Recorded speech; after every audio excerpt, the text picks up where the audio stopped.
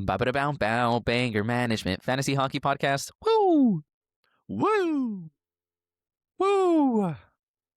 This is a fun one. Let's get into it. Welcome in, one and all, the Banger Management, the fantasy hockey podcast with Jake, Josh, and Kevin. Both of you are wearing your fancy Banger Management apparel, and I am wearing a plain black t-shirt because I did not get the memo. It's a recurring memo. You wear the Banger Management stuff when you're recording Banger Management. The memo's always there. I know. I missed the boat on this one. My boat sank. Your boat's going down. That's boat for went sure. down. Yeah. It's been a while since we've talked about boat go up, boat go down. Yeah. Since we decided to defy all laws of physics and have this amazing invention. Speaking of the direction of players' boats, today is our playoff primer episode. We'll see. This may be part 1 of 2. We're going to see how long it is and then adjust accordingly. But we're going to talk about all the teams for the playoffs, how to optimize your schedule, best players to target, trade away, etc. A lot of content in here, and it's going to be super helpful for your playoffs this coming fantasy hockey season.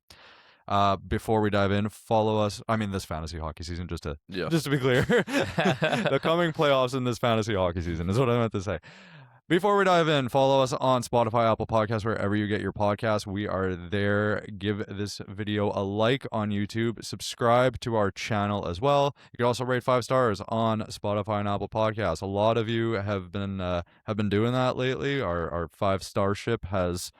5-star ship, yeah, I guess. Kind of a boat goes up They're situation. meant to fly. That's a good song. When I was in sleepaway camp as a kid, we actually did a flash dance to that song. I still remember some of the moves. It was like a flash mob? Starships were, yeah, that's what I meant. Fly. Hands up and touch the sky. It was lit. Yes, it seems lit. And all the socials are in the podcast description. Don't forget to join the Discord. We have a playoff optimization channel there. So a lot of our content that we're going to speak about today, you could ask follow-up questions in there, and just it's a great place to be, great community. We appreciate everyone who's joined, and it's never too late. So hop on in, click the link, make a username, and then you're in.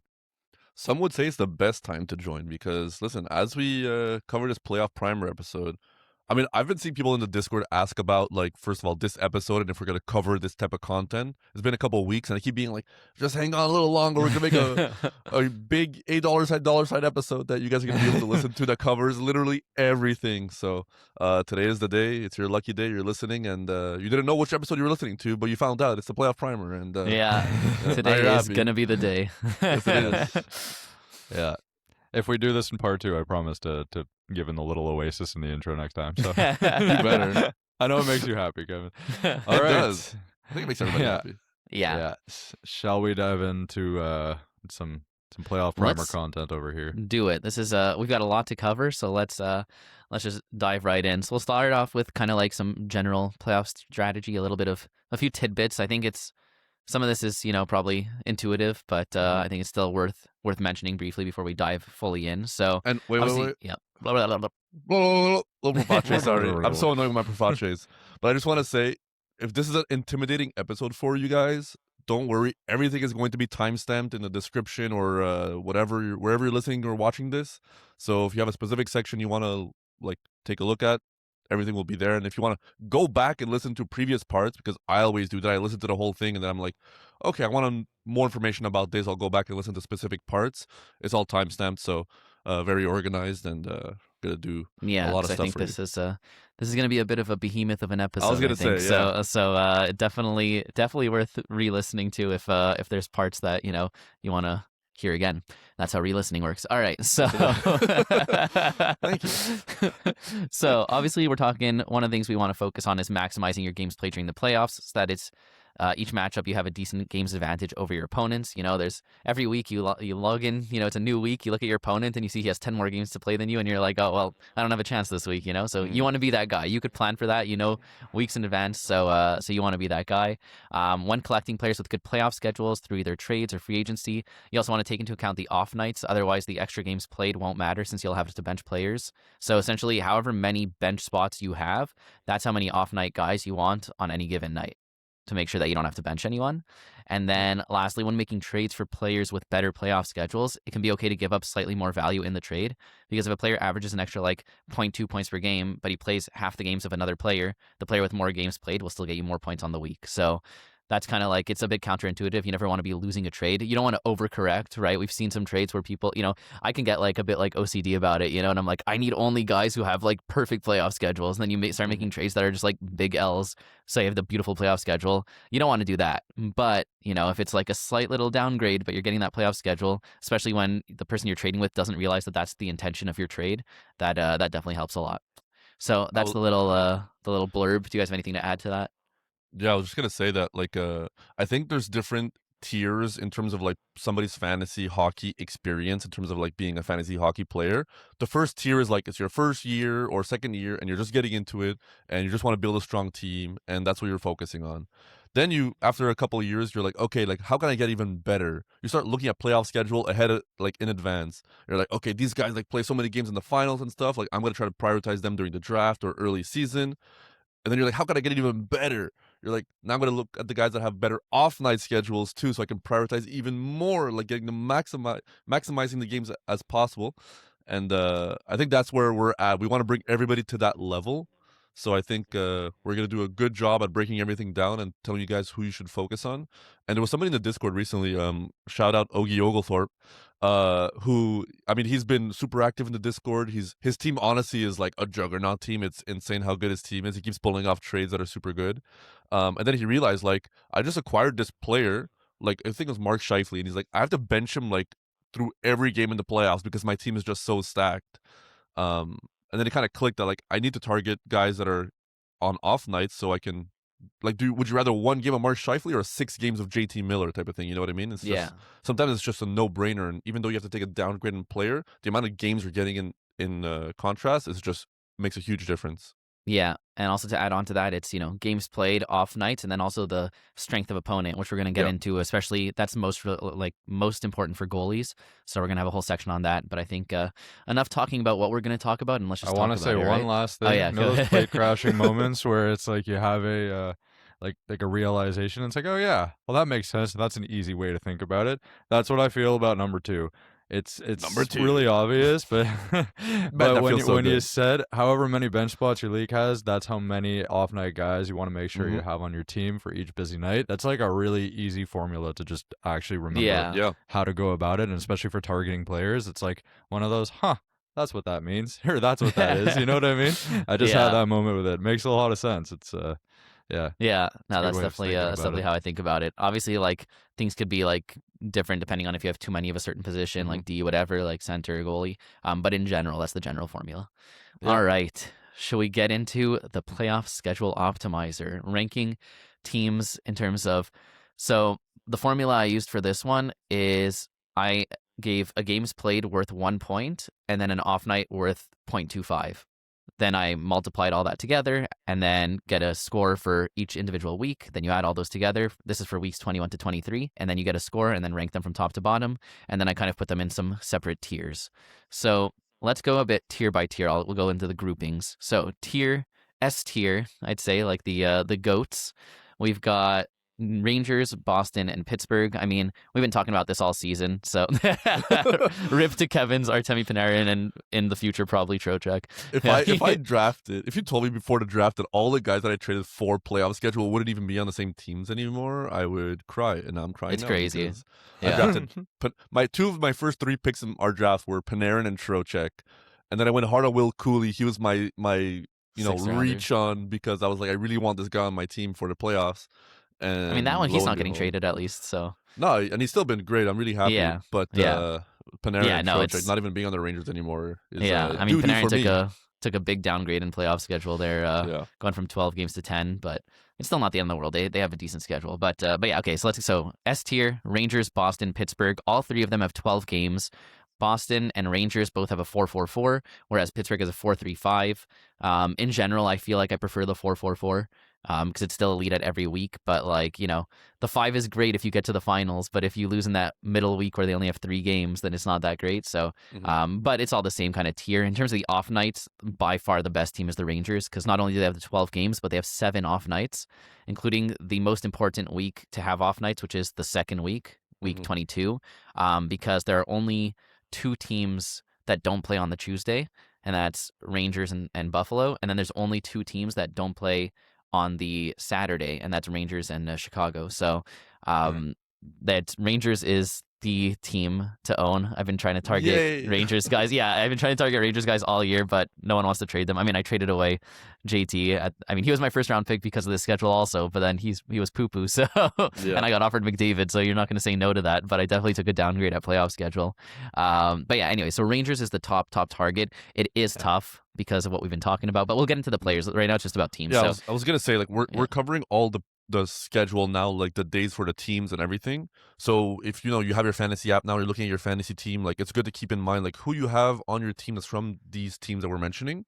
But we're also, like, right after we finish this, we're going to go through all the players you guys should target from each team to maximize and who to trade for and all that. So don't worry if we're not saying names, it's because we're going to cover them right after. That's exactly it. Yeah. Okay. So I'll try not to get too into the weeds with this because we're about to get into the weeds. So top tier, Boston, Rangers, Pittsburgh. Then the next tier is teams that play 11 times. So some mix of a 4-3-4, 3-4-4, 4-4-3, whatever. I guess I'll list all of them. We've got Colorado, New Jersey, Carolina, Philly, Chicago, Dallas, Florida, Ottawa, Montreal, Islanders, Columbus, Tampa. So when it comes at you a list like that, I'm sure like you're listening, you're like, how the heck am I supposed to remember all that? When we get into the players, it'll be more in depth, so it'll be easier to remember. In terms of off nights, the top ones are Colorado with 6 off nights and New Jersey with 5 off nights. So that's something to keep in mind. And then this is week 21 to 23. I don't know if you mentioned that. Yes, this is all I did, but yeah. And also it's just like, if you play in a league that has 22 to 24, like seriously consider next year moving to 21 to 23, because there's going to be guys that we talk about on this episode for 22 to 24 that come week 24, they're not even going to be playing anymore because either the team is out of it and they just want to bench their guys because they're a little banged up, or somebody needs rest before the playoffs start. Like we saw last year, like Draisaitl was scratched for like the last week and a half of the season. Like imagine you had Draisaitl, your first round pick, your whole team, like your whole year, and then come the championship finals for your fantasy team, he's just like on your IR because he needs a little rest. I don't have to imagine that, Kevin, because it happened to me. And it was awful. And we don't even play until week 24. He just got benched for like 2 full weeks before the season ended. That was brutal. Yeah. No, so definitely move it to 21, 23 if you have the choice, or message your commission, bug them to do that. Okay, going to so we had the S tier ones, we had the A tier ones. This is kind of like B, where it's like you don't have to get them off your team, but like it's nothing to be excited about. So they're all the 10 game ones, so some mix of 2 3 game weeks and a 4 game week. You've got Anaheim, Calgary, Detroit, Washington, Buffalo, LA, San Jose, Vancouver, Nashville, Vegas, Winnipeg. I will say the only one of these teams that you may want to like be a bit more pressed to move off of is Nashville, because although overall they have 10 games, they do have a 2 game week in the finals, so they're a 4-4-2. So I mean, quarters and semis is sick, but having any 2 game week is kind of like, I'd rather have the kind of the baseline of like a 3-3-4 as opposed to a 4-4-2. So that's just something to keep in mind from that group. And then I don't know what we call this tier, the F tier, like the L's, they suck. I don't know, but we're going way down the alphabet for this. Yeah, one. Exactly. You got S, you got A, you got B, and then you got whatever is past Z. Yeah, exactly. Exactly. So these are the ones who play the $$ sign tier. Yes, there you go. We added $2 signs, but it made it worse. Well, these are teams that play only 9 times over the course of those 3 weeks. We've got St. Louis, Toronto, Utah, Minnesota, Edmonton, Seattle. The 2 of those teams that have 2 game weeks are St. Louis, who's a 2-3-4, and Utah, who's a 4-3-2. All the others are just 3s across the board. One thing to note, though, for St. Louis is although they have a 2 game week and it's a 9er, which is obviously like not a lot, they have 5 off nights. So they're not necessarily like, if it, we talked about it like in the little blurb earlier, right, where you're trying to maximize your off nights. Otherwise, the extra games don't matter. So if you make a trade for someone who has like 2 more games, but then you're just going to have to bench that guy for those 2 extra games, then there's no need to move off your St. Louis guys. So that's just something to note with how the off nights tie into things. It's a bit of a splitting feathers question, but would you rather St. Louis or Winnipeg? Okay, so your that's rankings are- one Depends on extra the game. player. Yeah. No, but like in terms of general team, I'd rather St. Louis. Yeah, like so Gabe the difference is Velarde or Dylan Holloway. I'm taking Holloway. Ooh. But I actually made that trade last year. I know. It was a 2-for-2, but I made that exact Nickel trade. the majority. Yeah, exactly. Yeah, so the reason Jake asked that is because like Winnipeg's a 10-gamer with 0 off nights, and St. Louis is a 9-gamer with 5 off nights. So it obviously depends on your team, right? Yeah. If you have a bunch of Rangers guys and you don't need the off nights, then you take that 1 extra game from Winnipeg. But like, it just at the end of the day, it's what gives you more games played. Yep. That's pretty much it. Yeah. But All Shorter right. bench, shorter Yeah. roster, like that can be like a big factor in this too. For sure, yeah, definitely. I was gonna say, like, looking at all these teams in the $$ tier, and it's like half the first round is in here, which Yeah, is crazy. Half of my It's like- team is in there. I mean, you got the Edmonton guys, the McDavid, the Draisaitl's, and you got the Kaprizovs. Maybe Quinn Hughes was a first rounder in your league. Yeah. Austin Matthews is in this tier. You know, Nylander. So a lot of big boys. Yeah, no, it's a Gabe fun time. Velarde, Dylan Holloway. Yeah. All right. So those were the teams. Now let's get into some players. So these are the top players to target in trades. We're not going to talk about free agent pickups. I mean, we might. I haven't like listed them, but like we could, when we're going through the teams, we can mention guys who might be worth Yeah. picking up as a free agent. But anyone who we don't mention as a trade worthy guy, I wouldn't trade for. So like for example, we're going to start with the Rangers. Like I didn't put in Lafreniere. I wouldn't trade for him just because of the schedule. If he's available, I wouldn't mind picking him up because it's a really nice schedule. But that's kind of like the vibe we're going with. And always Um, bangers leagues. Yes, always bangers leagues. Cats leagues are focus. If some guys obviously are better in multiple formats. Yeah. Well, I mean, honestly, I kind of just listed the best players Yeah. on all the best playoff schedules. So I think this is league independent. Like no matter what league you're in, Yeah. you're gonna want these guys, but it varies depending on your settings for sure. And then we'll highlight which of these guys are like we're saying here, all the guys that are worth trading for, but we'll also highlight which ones are actually buy lows, as Yep. opposed to like guys who are like not to spoil it again, but we're getting in the Rangers like. You're not going to trade for Zibanejad right now, right? He's way too hot. Like, it's just, you're not going to get good value for it. So even though it would be Yeah. nice to have him on your team for the schedule, that's not something you necessarily want to go out and do right now. So let's get into it with so many prefaces, like let's just dive into the meat and potatoes of it. So let's start with the New York Rangers. So the 4 guys that I've listed here that I think are worth trading for on the Rangers. And by the way, this is not including goalies. Goalies is going to be its own Yep. separate section. We've got Jonathan Talismanic Miller, Adam Fox, Mika Zibanejad, and Will Cooley. So what do you guys think of these targets in terms of like availability? Who you want the most going into the playoffs? I noticed, first thing I noticed is you did not put Trocheck here. Is that because you're assuming he gets traded or you just forgot? I'd say it was mainly because I assume he gets traded, but you know what? I'll take I'll take the L on that one. I was doing this all off the dome, and but I mean, like I'm like 90% sure he's getting traded. Yeah. So yeah, I don't know if I would want to like, but I should have put his name down And- anyway. He's on the Rangers now, but that's a good thing Yeah. to talk about for sure. If you have Trocheck on your team, the last news I heard from, the main source that everybody's always listening to is Elliot Friedman, and he said that Trocheck prefers to go to a East Coast team, It's gonna be And Carolina, right? and he does. I think that rules out like Minnesota. I think that rules out the LA teams, because I know the Kings, who just traded for Panarin, also were looking for a center. So to me, it feels like it's Florida or it's Carolina, and His two old teams. Yeah, Yeah. that's actually crazy. so a lot of familiarity there. I really feel like it's gonna be Carolina. I feel I like think they were in yeah. on Panarin too. They have the room, like they can make it happen. It feels like a no-brainer, and honestly, I don't hate that because I feel like he slots into PP1 ahead of Jordan Staal, who Jordan Staal playing against him this week. He's going off. He has like 5 goals in 6 games. Jordan Staal, Mathieu Yeah, Olivier's long-lost cousin. seriously, he has not been fantasy relevant for years. It's like all he does is get face-off wins and nothing else. But not against me. Yeah. Well, Rod Rod was like- decided.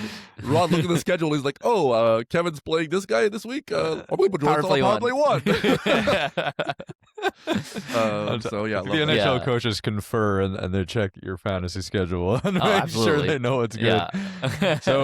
So from the players you listed, so just to highlight, Adam Fox is the one that you put as your buy low. Obviously, he's had all the yeah, I injury think issues. he's and I the think one. Yeah. he could have a monstrous finish for the year, of course. And I know they're still trading away some of their top guys for questionable returns. The Panarin trade was an interesting one, but it will give the younger players on this team and the guys who maybe have had less ice time more opportunities to succeed. So Adam Fox was already having a really good year before the injury, so it's he's definitely the top of the list of who I'd want to target. I totally agree here. Will Cooley's another one who I think could have a tremendous opportunity. I don't think his spot on power play 2 where he's currently at now is necessarily going to stay. He could easily slot in power play 1, especially if Trocheck gets traded. That could be an awesome player, especially in bangers leagues for the duration of the season after the Olympics. And I don't mind Laf here, not going to lie. If Lafreniere stays on the Rangers, maybe being on a less good team is what he needed to actually start shining. So that could be an interesting one too. I mean, but like I don't know if I would trade for him. Like I would pick him up, but like I'd pick him up. So I or you add him in you add him as a throw in from your opponent in like a trade. You're like, oh, I'll do this, but like I need a little sweetener. Just throw in Laugh and we'll get it done, type of thing. Yeah, exactly. Yeah, he's like the Batherson of today's episode. Actually, we'll probably mention Batherson because we can't not. But of course. I was gonna say the main thing I think that is a question a lot of people have with these Rangers guys is this is the worst team in the league. Like, is there any inkling in your mind that like, trading for one of the worst teams? The thing is their fantasy assets are still producing, right? Even though they're bottom of the standings. But are you afraid at all that anybody gets shut down or whatnot? Don't forget, like Mike Sullivan and JT Miller, they're going to the Olympics right now. As we speak, they're in Milan suiting up and everything. So I feel like there's always that asterisk with these guys being like, there's a chance maybe they get shut down earlier if anything happens to them. I mean, that's what happened last year with Yossi, who I also had the joy of having on my team. He got like that injury, right? And he was like day to day, and then he missed the last 2 months of the season because they were so bad that it was like, why would we rush him back? There's just nothing to play for. So definitely like with these bad teams, the second a guy who's like important to the team gets any sort of injury, there's always the chance of them just shutting him down for the season. So that's something to keep in mind. But like, you can't really plan for injury, right? No. It's like definitely like something to think about though. And I was going to say, I think Zibanejad and Will Cooley are the ones that are least likely to get shut down for any given reason. But I think Fox and JT, if anything were to happen, I think they'd be quick to shut them down, right? I think JT, we've seen he's been banged up throughout the whole season, but he's going to the Olympics now. Adam Fox, he's hurt as we speak, right? So it's like, okay, what's happening there? Fox is still, he's very polarizing in terms of like guys to trade for because you don't know how to value him given like the last time he was healthy, the Rangers were still trying to compete. So it's like, what are we expecting now, right? And then he also like he came back for one game and then was out for another month. So like definitely the injury, and I feel like it just hasn't been kind of like no one's really expanded on what's wrong with him, right? Like it's kind of just very sketchy situation. So, but I think that kind of ties into why I view him as like the best buy low here because with how little he's played and how like sketchy the situation is, his value should be like his value compared to how much value he should have is the biggest gap. So it really is your risk tolerance. But really, would you be willing to trade for him? I mean, I sent Dougie Hamilton plus for Fox. Really, it got rejected. That's a great offer. I thought it was a good offer, but the guy doesn't make trades. So you're also giving a good playoff schedule there. So I know, So I think, look, the way I see it, when Fox comes back, he's a near point per game guy with really solid like power play points, and then what like if the power play doesn't have Panarin cuts. and Trocheck on it anymore? I guess that's a big dip. Panarin is a really significant player. I don't know. I still don't see it like. I think Fox is a good enough player on his own. Zibanejad's been on fire. Miller's been really good lately. Like I think Cooley and Laugh can slot in on that power play and make it a league average power play. Like I don't think they're going to be anywhere near the top, but like, and I know they've been on fire like lately. So you can definitely like bake that into like a little bit of regression, but I still see him being like a 0.9, 0.85 like points per game guy. Like there's not many 0.25 power play points ish. Yeah, and then like 1.8 shots and like 1.5 blocks or something like that. Like like it's you're not getting him for the back ats, you're getting him for the points, power play points, and the elite playoff schedule. So I still like him as a buy. But it's definitely something that that you have to be wary of. But yeah, so on your question of who would you send for him? Okay, so I would send Hamilton. I would send what else are there other game names? I would send. I mean, obviously like John Carlson. This would be somebody feasible. John Carlson's hurt right now, but Oh yeah, maybe he's like day to day, but I would send Sergachev. I think we could look at the top trade away targets and kind of dive into like and cross we'll get into once we get would to you those. Ghost for Adam Fox? That's tough. At this point in the season, like, I don't see why you would. If Ghost had a bad playoff schedule, then yeah. But, like, he has just one fewer game. So I don't see why. I don't think the risk is worth the reward there. But they're like the same archetype of player. Yeah, like this is what you were talking about, not exaggerating earlier. Don't give like a Quinn Hughes. You know what I mean? Yeah. No, obviously Bad not. playoff schedule for good playoff schedule. Like Yeah, that is exactly. not in the realm of what you should do. This is a perfect example. Let's do Schaefer? one more and then we'll move on. Yeah, I would get Schaefer, I'd keep. Ooh, Really? Well, I split the difference. Let's go. There you go. We're not even would you rathering, and he's yeah. Yeah, No, just because the injury situation is ambiguous, and I think that like the Islanders are really trying to push to make it. Yeah. Yeah, sure. I mean, just at the end of the day, it's not your risk tolerance, and I love taking big risky They got plays on Carson injured Soucy, guys. they got Andre Palat, they got those I mean, absolute, they're clearly they're going a clear all in this juggernaut year. right now. actually. Yeah, that's Zeus. it. Okay, let's move on to Boston. So on Boston, guys who are worth trading for. Here's in my order. I would have obviously Pasternak, McAvoy, Geeky, and Elias Lindholm. The most attainable one is Elias Lindholm. He's injured, but he's going to play in the Olympics, so he should be back after the Olympic break. And he's only like 30% rostered. But like he's a guy I think who's like could be really valuable come playoff time. 4-4-4. If you're in a face-off wins league, you know that extra game is just an extra like free face-off wins, and he'll get you like maybe like one shot, one hit, one block, and then just being on that power play. It's a top 5 power play in the league with Pasternak playing line 1 power play 1. I think he just does not get enough respect, especially with that playoff schedule. So I think he's the easiest one to attain. I think Geeky's just been way too hot. You're not going to be happy with what price you have to pay for him. Same with McAvoy.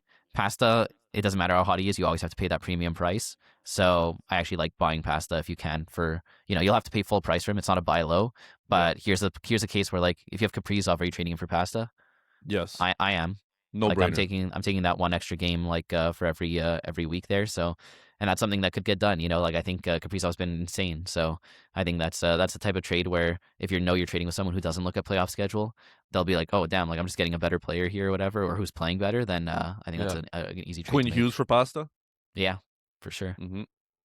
So these are all great ones. What do you guys think? I would do that. Yeah, I also agree that Lindholm's the most attainable. I think that one of the problems with this Boston team IRL is that they're kind of top heavy. I think that sooner than later they're gonna fall off. We've been saying that all year, but they're still at it for like but 5 years. What's good about 21 to 23 for playoffs is that basically you're in a position where it's not so as contingent on the team's performance. They did bench Draisaitl like 2 weeks before the season ended. That was kind of weird. I don't really see that necessarily happening with a team like Boston that's gonna be in the race at least until midweek 22. I don't think they're benching any of these guys, which is good. No benching, yeah. And I don't really think there's anyone outside of the top 4 that you mentioned. Like Minton's been kind of cool, but he's pickup territory. You're not trading for him. Pavel Zacha, you can grab him like as a stream, but like I'm not trading for him. Or it's you can toss that same category as laugh, like stream / you throw him in as a throw in into a trade, but like you don't actually value him, but like he can stay on your roster for that. Yeah, I think I will say the order, like I know you put these 1 to 4. I don't know if it's a hard set order, but I prefer Geeky over McAvoy. If possible. Yeah. Okay. I just think Geeky's point ceiling is much higher. And I mean I put McAvoy as a sell high recently, and I put Geeky as a buy low recently. And Geeky has bounced back and then some. So if you traded for him when I recommended him, like you're pretty much you're already set for your playoffs, let's say that. And yeah, I just think he's more valuable of a player. Like in a 1-for-1 trade, I'd rather have Geeky over McAvoy. But obviously both I'd rather have for the playoffs. So yeah. No, that's fair. All right, let's get to the third of the S tier teams, which is Pittsburgh. Guys, we're trading for Sidney Crosby, Erik Karlsson, Evgeny Malkin, Brian Rust, Rickard Rakell. Are we at this point just not worried at all about some of these guys getting traded away? Penguins are second in their division. They're making the playoffs. They're not going to sell. There's no way. Can you imagine if they're selling pieces? They're for sure selling Crosby. Like Crosby is not staying on this team if they're not a playoff team type of thing. Like they're not going to be selling assets and keeping Crosby. That just does not make any sense. This team is in the playoff race and they look good. Yeah. They're not going to be selling.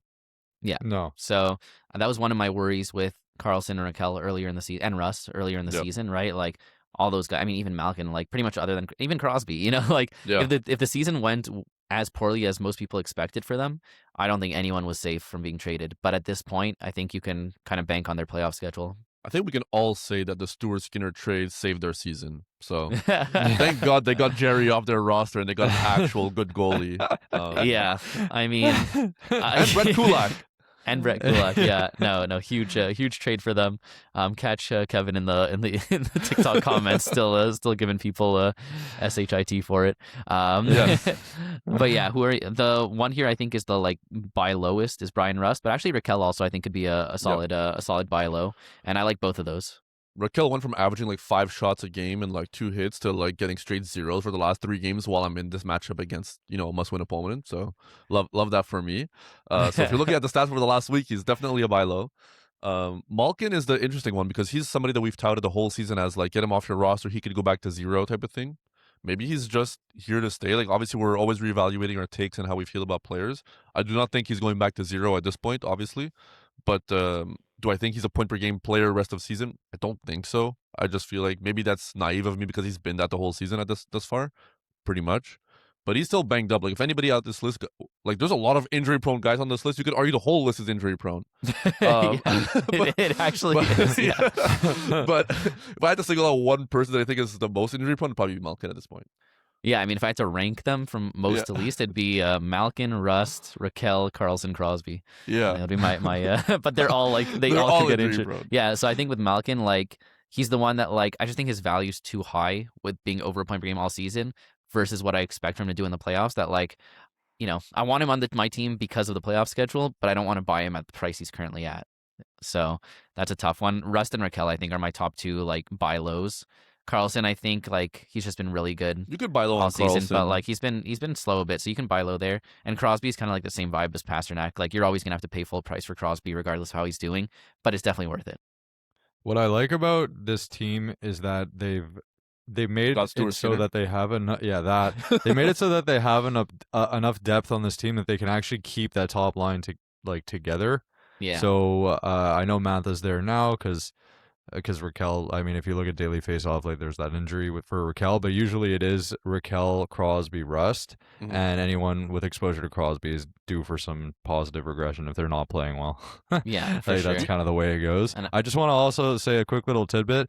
On February 5th, Avery Hayes got 2 goals, 6 shots, and 2 hits, and was not listed as a player on Yahoo.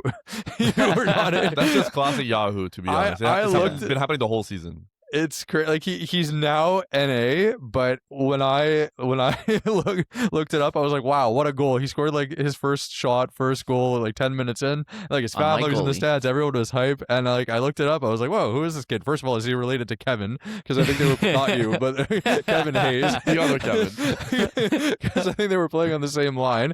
And second of all, like, whoa, like that was a really nice goal. And he was just non-existent on Yahoo. So just to say, 6 shots, 2 hits, that's not nothing for bangers leagues. But back to the point. Yeah, I think that both Raquel and Rust are fantastic rest of the season. They will not be traded away if Pittsburgh's in the race. Obviously, Raquel was kind of the one we were talking about all year, potentially going to a different destination. It doesn't seem like that's going to happen. I agree that Malkin won't necessarily be a point per game because he's been a $sign for the past few years, but it still is Evgeny Malkin, who has the pedigree of being an incredible player. Now that he's playing on the wing, maybe it kind of just makes him more offensive, he'll have less defensive responsibility. So, I don't think he's going to fall off that much if he does fall off. And Chinakhov, it's an ad. It's not a trade for, but Chinakov's an interesting dude. Yeah, it's still speculative for the moment, in my opinion. Yeah. I will say the tough thing with like we talked about like Rangers and Boston having some guys that you can just pick up and like hold for the whole playoffs, right? Because they're a 4-4-4. But with like Pittsburgh's like 4-3-5 schedule, like you're not picking a guy up like a Chinakhov or whatever. Like you can pick him up to stream in like the first week, the week 21, right? But you're not going to hold him in a 3-game week when there's other 4-game week guys, coming. So it's kind of weird where it's like you could pick him up for the first week, drop him, and then try and pick him up again for that 5-game week. So it's not like the same vibe as these other two where you just hold them for the full 3 weeks. I think having that 3 in the middle kind of throws a wrench in the plan. So I see these more as like kind of that, you can stream them for the first week, stream them for the third, but like you're not going to hold on to them the whole playoffs unless they're just popping off. But I don't expect that from anyone not on that power play 1 unit. Okay, so that was the S tier teams. Let's go, and we're just talking for players to target. It's just the S tier and the A tier. Otherwise, it's not great schedule. So let's get into the A tier teams. So we've got Colorado. So this kind of ties back to us, our preseason content, right? Talking about how we want McKinnon over McDavid. Yep. And we were talking about this months in advance. And look, here we are now. And, who do we want? McKinnon, because that's what we said, playoff schedule. So, so obviously the first choice, McKinnon. Then you've got Makar, Necas, Nelson. I didn't include all those, the Lehkonen, Nichushkin, Landeskog. I don't know if I want to pay for them in a trade because... Or if I do, I don't want to buy the one that's currently on Power Play 1 for that value because I don't think any of them has that on lock. So I don't want to pay Power Play 1 value for a guy who's probably going to get bumped off in a few games. If I would buy for super cheap one of them if they're not on Power Play 1, because the upside of them getting it at any moment. But I didn't include them because I don't think their value is necessarily there. These guys I think are all locks for Power Play 1. Including Nelson, which is kind of crazy, if you said at the start of the season. But honestly, the biggest buy low out of these four, I think, is Cale Makar. He's been pretty slow and pretty quiet for the past couple weeks. I think he's at 0.8 points per game, something like that, which is for any defenseman, that's great. For Makar, that's terrible. Quinn Hughes for Cale Makar, is that something that you guys would do? I mean, absolutely. And I was going to say the issue with these first round level guys being buy lows is that there's only a certain range of players that are even accessible in terms of using them as a buy low because you don't want to pay too much. And then there's certain guys you just can never get them no matter how good they are. Nobody's trading Erik Karlsson for Cale Makar, even though Erik Karlsson's averaging 1.4 points per game over the last month and Cale Makar's at 0.8. It's just never gonna happen, right? So I think Quinn Hughes slides in that right in the middle of that threshold where it's just he's good enough that you're able to make the swap. He's elite in his own right. He's a top 3 defenseman. But I still rather have Cale Makar come to playoff time. Quinn Hughes is on one of the worst. He's in the $8 tier for a playoff schedule in weeks 21 to 23. So I think that gets done. McKinnon, obviously, we do that. I've been sending that nonstop, but the guy's in first place, so he doesn't want to make any trades. And he keeps sending it. He's just what you're. It's gonna be week 20. Well, I don't know when our playoff. I mean, whatever. It'll be maybe this week he'll accept. Maybe this week he'll exactly. Well, I always throw in different surrounding cast, but the main part of the trade is. But I sent it when McDavid was at 2 point something points per game, and McKinnon was 1.7 or something, and he still said no. Well, I mean, it was a 0.5 difference. I think in any other league that gets done, but the guy just didn't want to trade. But anyways, I think, also Necas was day to day and out for a bit, so that could be kind of a buy low.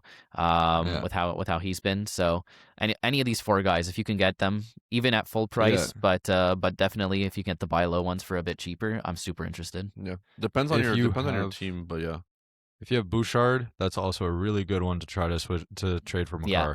Obviously, I think you're gonna have to give a little plus, but I think this is Bouchard's all-time high and Makar's low. I think there's leagues where I think there's leagues where if that you gets could done do that one for one. Oh man, that'd be awesome. Even well, Yossi, guys, he's got the name value, that. Those are some targets. Quinn Hughes we mentioned, the top 3 scoring defensemen over the last month are Bouchard, Hughes, Yossi, and they're all bad playoff schedules. Well, no Darren Radish in there. No, he's 6th. But he's so good. Damn, that bum. But he's got the name value. Yeah, exactly. And Necas I love as I know that you're picking the best buy low, but I think Necas is a very close second to Makar here. I sent Panarin plus for Necas and it got rejected in our league. That's really ridiculous. Yeah, and the owner is reeling right now. He might not make the playoffs. Yeah, that's crazy. Oof. That's that should have been accepted for sure. At a certain point, it's just I'm not gonna keep overpaying for guys. Exactly. I'd rather just hold Panarin and see. Yeah, I think it was Panarin and Eklund for Necas plus random thing. I think it was a goalie because he had 4 goalies too. Yeah, but he's got 4 goalies and he doesn't want 4 goalies. That's why he's losing every week. Yeah. Would you have done the 1-for-1? I would. Yeah, I would have done 1-for-1. Yeah. If you're listening out there, just know that there's more negotiations. No counter, no nothing. That was my first offer. Yeah. Well, I mean, some people just don't trade. Anyways, let's go to the next one. New Jersey. So Jack Hughes, Nico Hischier, Dougie Hamilton, Jesper Bratt. I mean, I highlighted Hughes and Bratt as the biggest buy lows here. Hischier's been pretty solid and Hamilton's been on fire, so those are a bit harder to get. I mean, Hamilton also can always be a buy low just because of how awful he was for most of the season, so maybe the owner is just happy to get value for him. But what do you guys think? Jack Hughes, Do you believe he can be healthy rest of the season? Or are you I too scared to saw- buy him? Somebody in our Discord was trying to trade away Jack Hughes for like Jake Gensel, Brandon Hagel, these guys like Kyle Connor, and Jakey's smiling right now because he has he has Hagel. Hagel's so good. But I just think that the sentiment on Jack Hughes is really low because people are just like, he's just never going to be healthy. Like, I'm going to hold him on my roster. He's great when he's playing, but he's not always playing. So what am I doing here? I mean, I bought Jack Hughes earlier in the season. I paid Batherson plus Hyman for Jack Hughes. And I was happy with that. It was like a good consolidation on my part, I think. But then Jack Hughes got hurt after, and I was like, okay, like he's just riding my R now, I guess. But it's tough. It's tough with these guys. I think if you're in a position of power, I'm still trying to trade for these guys, especially if the sentiment is a little lower. If Jack Hughes is on a team that's not in the playoffs in your league, like I'm trying to pounce on that because that means the price is going to be even lower than you think. I've been trying to buy him all year. Yeah, and like I've been Same. sending like like it just. I said Panarin for Jack Hughes That's crazy. Right before Panarin got held out, rejected. Yeah. Okay, that's nuts. You're just like you're sending way better offers than I am. I'll Yeah, just and what say am I that. supposed to do? These offers, in theory, should be accepted. It helps them out. It helps me out. This guy is like, he needed to make a playoff push too, and I'm like, Yeah. okay, I was in the playoffs. I felt comfortable, being able to hold a Jack Hughes, but No, I guess that's it is crazy. what it is.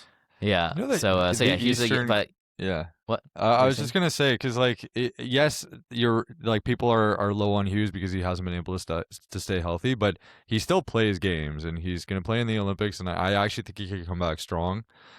But some people are saying maybe he's gonna come back worse because he's forcing Get himself injured in in the the Olympics, Olympics. and right. he's not basically rehabbing his injury or whatever. Yeah. It's I mean, I tough. would He feel a can't- lot better about it if he Yeah. wasn't playing in the Olympics. Honestly, Mm-hmm.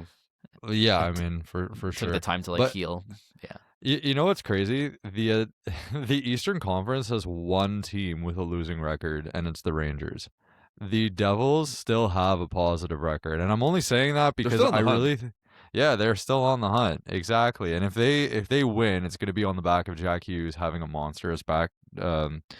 What's the We've word seen it I'm looking before. for? Bounce back. Thank you. Bounce back. And yes, yeah, Bounce he back. can do that, and Bratt would be a part of it. So these are like two guys that are everyone's frustrated owning them, except for Kevin. Kevin is holding the line like no tomorrow. I've Yeah. been holding the line honestly. with Brad, but even my confidence has been slipping. Like, do I think? I'll take him.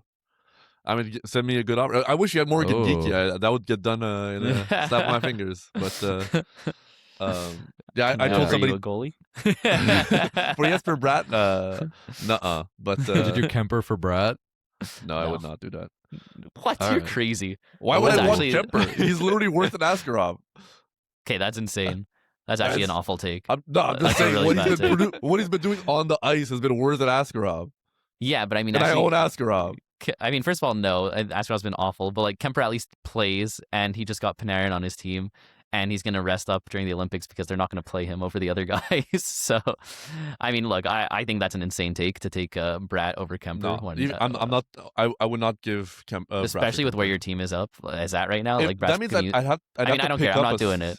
I'm having fun with this. There's no I way know, you no. would not do that, Josh. I would never there's do that. Are you literally- kidding me? There's literally no universe where you do not take that offer if I sent it. That's actually a joke. If you You've think been I would trying take to that. get rid of a goalie. I'm giving you yes for Not Brad on Kemper, a silver though. platter. Maybe wait until you we get literally later in the texted our group episode. chat. I can pull out the receipts like Jakey did. Anybody want What did I Kemper? Oh, Yeah, I mean, for like for the right Why price. bring me not- into this? I'm just smiling here. Yeah, I sent that when I was frustrated, and before I built this this goalie model and saw that Kemper is one of the best goalies owned in the playoffs. So Spoiler. spoiler, sorry. I just think that's No, such an insane take. But That- anyways, you think that's Brett, insane? I think that's an insane take. No, I think that's- I think yeah. you're crazy for thinking that's an insane take. I have to be All in the right, how middle about now, in the 'cause I'm looking at comments both or of in the you, Discord or whatever? yeah. People tell us who you'd rather have rest of the season, Bratt or People Kemper. are dropping Kemper. People are dropping Bratt. At least Kemper like Who's has their, an who's the higher impact. roster percentage? I'm actually curious now. Kemper's at 90. I don't know what Bratt's Okay, at. no, Brad's lower than that. Is he? Oh wow, crazy. Wait, let's Brad dropped under 90. 85. Yeah, Wow, 85. down. Crazy. Yeah. I think you guys should make that trade. I'm not making that trade. No, I would not do that trade. Okay. I would just okay. like save Kevin's season. That's like when I traded you for Ottinger when he was like playing terribly and then he turned it around. Ottinger's Why on do you keep on a bringing good me team. into this? Because you're having too much fun. I'm just having a good. I'm just Anyways, sitting I'd love to back, know in the relaxing. comments in YouTube or on Discord or whatever. Let us know if you'd rather have Bratt or Kemper. Over the to last give you some month, context over the last month in our league, Kuemper Bratt is has more ranked points than Kuemper. 748th. Askarov is 785th. So Okay. listen, you're edging me out there, but it's not a battle you want to win. I don't think. Where's Bratt ranked? Let's see over the last month. It can't be worse than 700. No, it can't be worse than that because like players can't have a negative impact on your team like goalies can when they play Yeah, bad. that's true. But Anyways, no, I mean it's Brett's at just an 368. insane. He's literally Yeah. double as good. Obviously, we're looking rest of the season. You're a team that is pretty solid at skaters and just having like has no goalies. And No, but and you Kemper's wouldn't been make that. doo-doo. It's I can crazy. like I don't need him. I need to make the playoffs for him to be worth it. I can trade for Kuemper and not make the playoffs. LA has the easiest strength of schedule, like third easiest the rest of the season. Anyways, whatever. We're getting in such a tangent. Yes, You're I so think wrong, that, but I like, think that and it's needs crazy its that you own don't see it. timestamp. Yeah, honestly, that it was so definitely needs spicy. a time stat. Like, we'll talk about it more off the pod, but like, I think this is like you saying that Josh Norris is better than McDavid. Like, you're so blinded by your bias. It's crazy. that was a crazy quote. Yeah. Okay, All let's go right. to the next team. Let's go to the next one. That was not actually said, just to be clear. Thank you. That vibe, though, it was a couple of weeks of Kevin being like, Josh Norris is the best player of all time. And He's I was still like, averaging 0.9 points per game on the season. He's just played only 5 games this season.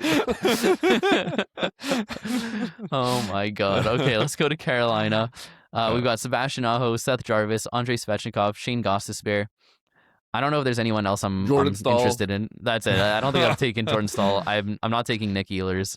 I've been so low on him all year. And I just think, especially with Carolina kind of shopping for another offensive piece, I think Ehlers' spot on power play 1 is even less. Like, I think he's already replaced by Jordan Stahl, right? Like, if you're getting replaced by Jordan Stahl, you're not making power play 1 for a consistent period of time. So for me, it's really these 4 guys. Who's the biggest buy low of them? I mean, they've all been pretty good, right? I don't think any of them's necessarily a buy low. Knowing my luck, Vincent Trocheck is going to get traded to Carolina. Then he's going to be on PB2 behind Jordan Under Stahl. Jordan Stahl, yeah, exactly. But the coach said that they want Stahl there because For the face-offs. For the face-offs. And honestly, you've seen the Carolina power play be better since he's been on there. So like, for once, Rod actually made a good move. It's just the worst fantasy move ever. But I mean, I love acquiring Aho. I love acquiring Jarvis, Svech. I think Svech, early season, if you held Diamond Hands that, you're in the haystack as we speak. So he's been seriously great the whole year. I mean, all these guys have been seriously great. They've all gone through slumps, it feels like. Aho, I feel like at a certain point he was a drop. People were dropping him too, which is crazy, right? It's Sebastian Aho. And then he just bounces back like nobody Tremendously, yeah. Yeah, exactly. Nobody It's crazy. remembers that he was dog awful for so long, but Yeah. Yeah. So I think these are all kind of hard to acquire right now. yeah. And it's also but like they'll they're just get not a good pieces. team to trade for because like it's so You never know. volatile There's always and that. crazy. Yeah. Yeah, Like, this is more I of think just these like 4 guys are safe, but you never know. yeah. I think the big recommendation here is more just don't necessarily trade away because their playoff Yeah. schedule is good. That's Yeah. like the way I'm seeing it. Unless you're getting an even better one in return, but yeah. Yeah. Yeah. Like would you Okay. trade Seth Jarvis for like a Mika Zibanejad? You asking me? Because I have Jarvis. I mean, yes, that's Jarvis, but I'm asking both of you. That's tough. I think Jarvis is a better player than Yeah. Zibanejad, but Zibanejad's been Yeah. insane. Yeah. So like with the That playoff might not schedule even get difference, done, you know? With But- yeah, honestly, with a schedule difference of just 1 game, I'm just going with the better player. Like in that case, like from an 11 to a But 12. all the off nights? The off nights is really help. I mean, honestly, you probably have to take Zibanejad, which is how insane he's been. But I feel like Zibanejad's such a sell high right now. Yeah. Yeah. Yeah, but he So- could like come down to earth and be at Jarvis's level type of thing. That's fair, yeah. So I feel like you got to take Zib at this point, which is crazy. Yeah, because like- I'd still rather Jarvis, if that Yeah. makes sense. Yeah. One for one, I'm happy doing that, but I think that you'll have to give plus, and I wouldn't give plus. Yeah, That's fair. That's fair. Yeah. Okay, let's go to some less exciting good playoff schedule teams. We've got Philly. I put Travis Konechny, Trevor Zegras, and Owen Tippett. I don't think there's anyone else really. Is there anyone else worth rostering on Matvey Philly? Michkov. I feel like every day I'm reading articles about the coach or the GM essentially being like, he is so out of shape. This guy, like, how?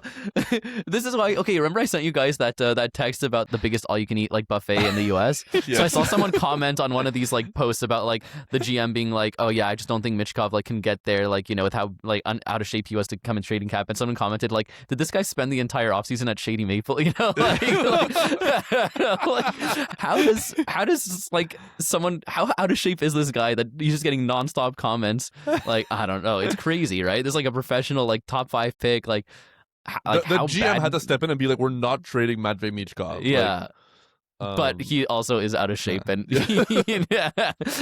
like it's crazy. Like I saw, like there was a comment, someone was like, "Yeah, like he came in and like he was so out of shape. We put him on like a strict diet. He lost like 20 pounds, but then he lost a bunch of muscle. So now he's like, can't like be as strong as he was, whatever." And it's just like, damn, like what happened like in the off season? Like what was this guy doing? They don't got Shady Maple in Russia. That's why. Yeah, honestly, that's what it seems like. But yeah, so definitely not interested in acquiring. I mean, I looked like when I see a guy like that with a good playoff schedule who has that pedigree and is just playing so poorly, I definitely do my due diligence. I want, like, is there any chance of him turning it around? And obviously there is. Like I can't say like there's no chance.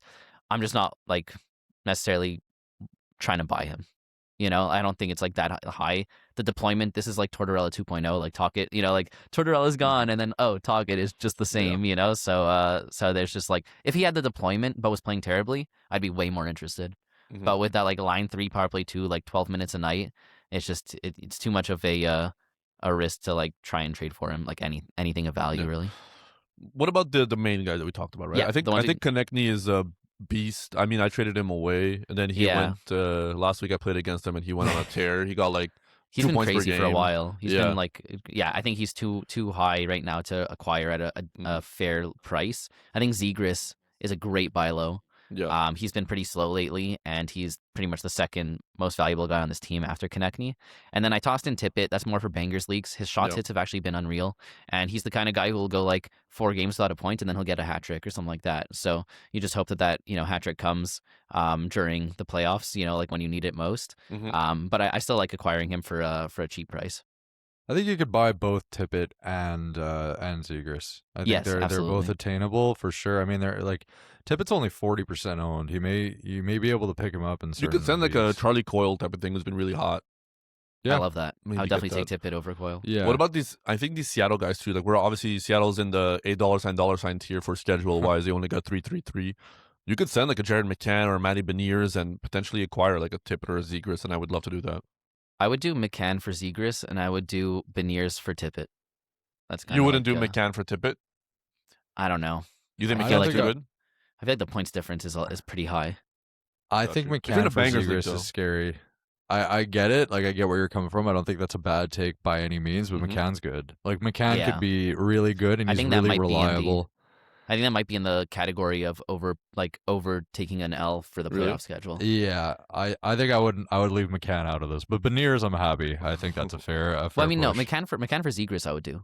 Really, that's what I'm saying. That Like, I would definitely do.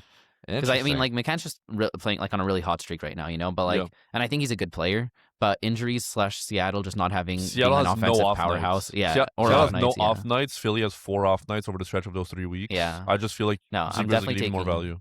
I'm definitely Listen, taking Zegras over McCann. Yeah, I'm apprehensive, but I get it. Like the formula makes sense. The thought process is there. So yeah. All right. Moving to Chicago, a team that only has one player worth trading for, in my opinion, and that is Connor Bedard. Is there any other player? Like, there's other guys you could pick up, but like, I'm not trading for like a Tyler Bertuzzi, who's probably like the second best guy. Like, and anyone else on that team you could pick up, right? You're not trading for any of them, so it's really just Bedard. But I really want Bedard. Yeah. I'm not going to get him because the guy in our league is in like second place and he has no reason to trade him. I gave Panarin like, plus and it got rejected.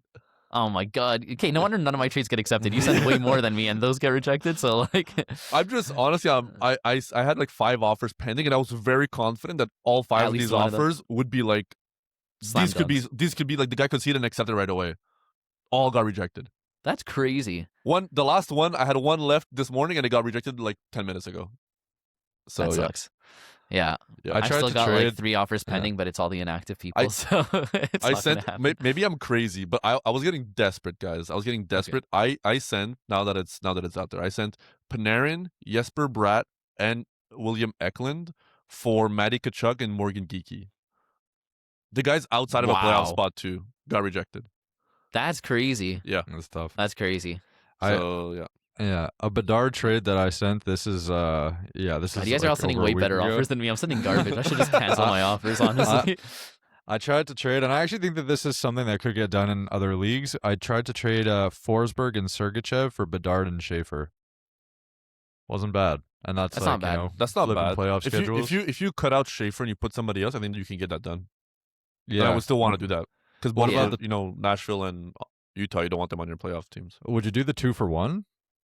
Honestly, I'd what you should consider do, I know his team, replace Schaefer with Lauzon to make up for the bad cats you lose off Forsberg. And that's a Yeah. nice trade. That's a nice 2-for-2. That could be fun.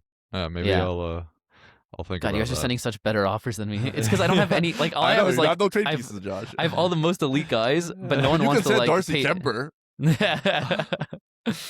No one wants to like trade for my elite guys because they're not willing to pay the price. But then no one else I have really has value, so it's a tough place to be at. Yeah, Anyways, where'd Kevin go? No, I'm here. My cat Yeah. was going dumpster diving, so I had to stop him. Yeah. So for Chicago, Bedard's the only guy. He's a bit of a Yeah. buy low. We talked about him, right? Like he's starting to pick it up. But like the interesting thing with the Olympic break is that everyone's stats freeze for 3 weeks, right? Yep. So if someone's a buy low going into the Olympic break, they're a buy low for like 2 weeks, right? You don't Yeah. have to worry about them turning around, even though you know they're going to when they come back. So that's 2 weeks to try and send offers for a lot of these guys without also- their stats getting better. I mean, I also think like if you're on Yahoo as a platform, like a lot of these filters are, last 30-day average, last 14-day average. At a certain point, the last 30 days are going to be like the 3 games prior to the Olympic break, right? So the stats will get severely influenced. Yeah. And you can maybe take advantage of that when the time comes. Yeah, I love that. All right, let's go to the next one. Dallas, a lot more interesting players than Chicago. We've got Mikko Rantanen, Jason Robertson, Wyatt Johnston, Rupe Hintz, Miro Heiskanen, pretty much just the entire power play 1 unit. I think the biggest buy low here is Wyatt Johnston. He's actually been on like 0.83 points per game over the past month, 0.75 over the past 2 weeks. So I love that as buy low. I think he's leading the league in power play goals. Yeah, it's So he's crazy. definitely a very valuable player to have. So if you can get him for a decent price, I love that. All the other guys are kind of harder to buy, I think. I mean, Hintz is acquirable for sure, even though he's been playing well. He's not a buy low, but he's just attainable. Rantanen and Robertson, I think are just really hard. You'll have to give a really strong piece for those. Renton And was then- a slight buy low for a little bit when he came back. Yeah, I mean, he had like 1 game without a point, like his first game back, and now he's had a point in every single game since. Yeah. So like, it's definitely tough to buy him. But I mean, would you trade Kaprizov for Rantanen? I think I'd rather Kaprizov. Me too. I think so Me too. too. So that's kind of like it's. I mean, it's good to like do And these Rantanen's tests, like right? was a first round pick in some leagues. Yeah, Yeah. and I Just mean, like in our Kaprizov's league, he's ranked shots and higher stuff. than it's the shots. Kaprizov will get more points. Power play points probably similar because Dallas has a really good power play as well. Pims, for Rantanen, he's got those for some reason this year. He's Yeah. a huge Pim guy. But yeah, no. So that's like for 2 extra games, you'd rather just take the Kaprizov. Like you get extra like 0.3 points, honestly, Yeah. over Rantanen. So The shots would be but a huge difference, though. the I shots think. is massive. Yeah, like you can, like Rantanen could be like a 1.5, 1.8, whereas Yeah. Kaprizov could be close to a 4. So Yeah. that's a huge one. But yeah, I think we're just gonna keep as we keep going through these names, we're gonna keep throwing stuff out there, right? To keep Yeah. being like, is this an overpay or like for good playoff schedule, or is it? So who would you trade? What's a 9-game guy? Would you trade Matthews for Rantanen? I would not, because we have face-offs. That's a big part of it. I also think the shots probably are same kind of boat as Kaprizov too. But the points but the is- power is- play and the points are. Points, yeah. I think taking out face-off wins from it. I think I'm taking Rantanen. Yeah. I it's mean, a like, close look, call. I hate guys who don't shoot. Yeah. Especially when it's elite guys, you're like, how are you getting all these points and you don't shoot? But I think the points and power play points in the playoff schedule is gonna and Pims and whatever is gonna be in Rantanen's favor. But that's a close one. That's a closer one than the Kaprizov. I'm trying to find kind of like the line of these Yeah. like, what about Nylander then? Yeah, 100%. You're taking Rantanen for sure. Yeah. Yeah, that I feel Um, better about. Yeah. Okay, there we go. We found one. Yeah. Would Same you do, kind of would you vibe do for like a Robertson. Zibanejad for Robertson? So Well, you're kind of like that's- downgrading your playoff schedule there. Yeah. But you think no, you're getting a better player? I would do that Not- just because I think Robertson's better than Zibanejad, and it's just Yeah. one game difference. Yeah, I don't know. I mean, I think that the Rangers are definitely out of it, but like their fantasy players have been producing, like you said. So Well, But they then you haven't just seen said, Robertson. but you I just guess said you- you'd rather Jarvis over, like you'd rather Jarvis over Zib. what? No, Did you just say that? No, no, you I said said in a 1 Zibanejad. for 1, I okay. would take Zibanejad, but then Okay, I okay. wouldn't add a Yeah. plus. You know what I mean? Yeah. So I think I'd also like Zibanejad. It's close. Maybe Robertson a bit, but Do you that's guys like a have pretty any 50-50. interest? Do you have any interest in the non-5 guys I listed here, like a Matt Duchene who's been on fire, No. Jamie Benn, Thomas Harley, Jamie Benn's no. been decent actually, but that's Yeah, like I know. total Yeah, but he's pickup. like 12 minutes a night, and he's like, Yeah. So those And ones like he's also 6% ranked, which is Yeah. nuts. so like Ben, like you can stream, like Yeah. for those like good like schedule.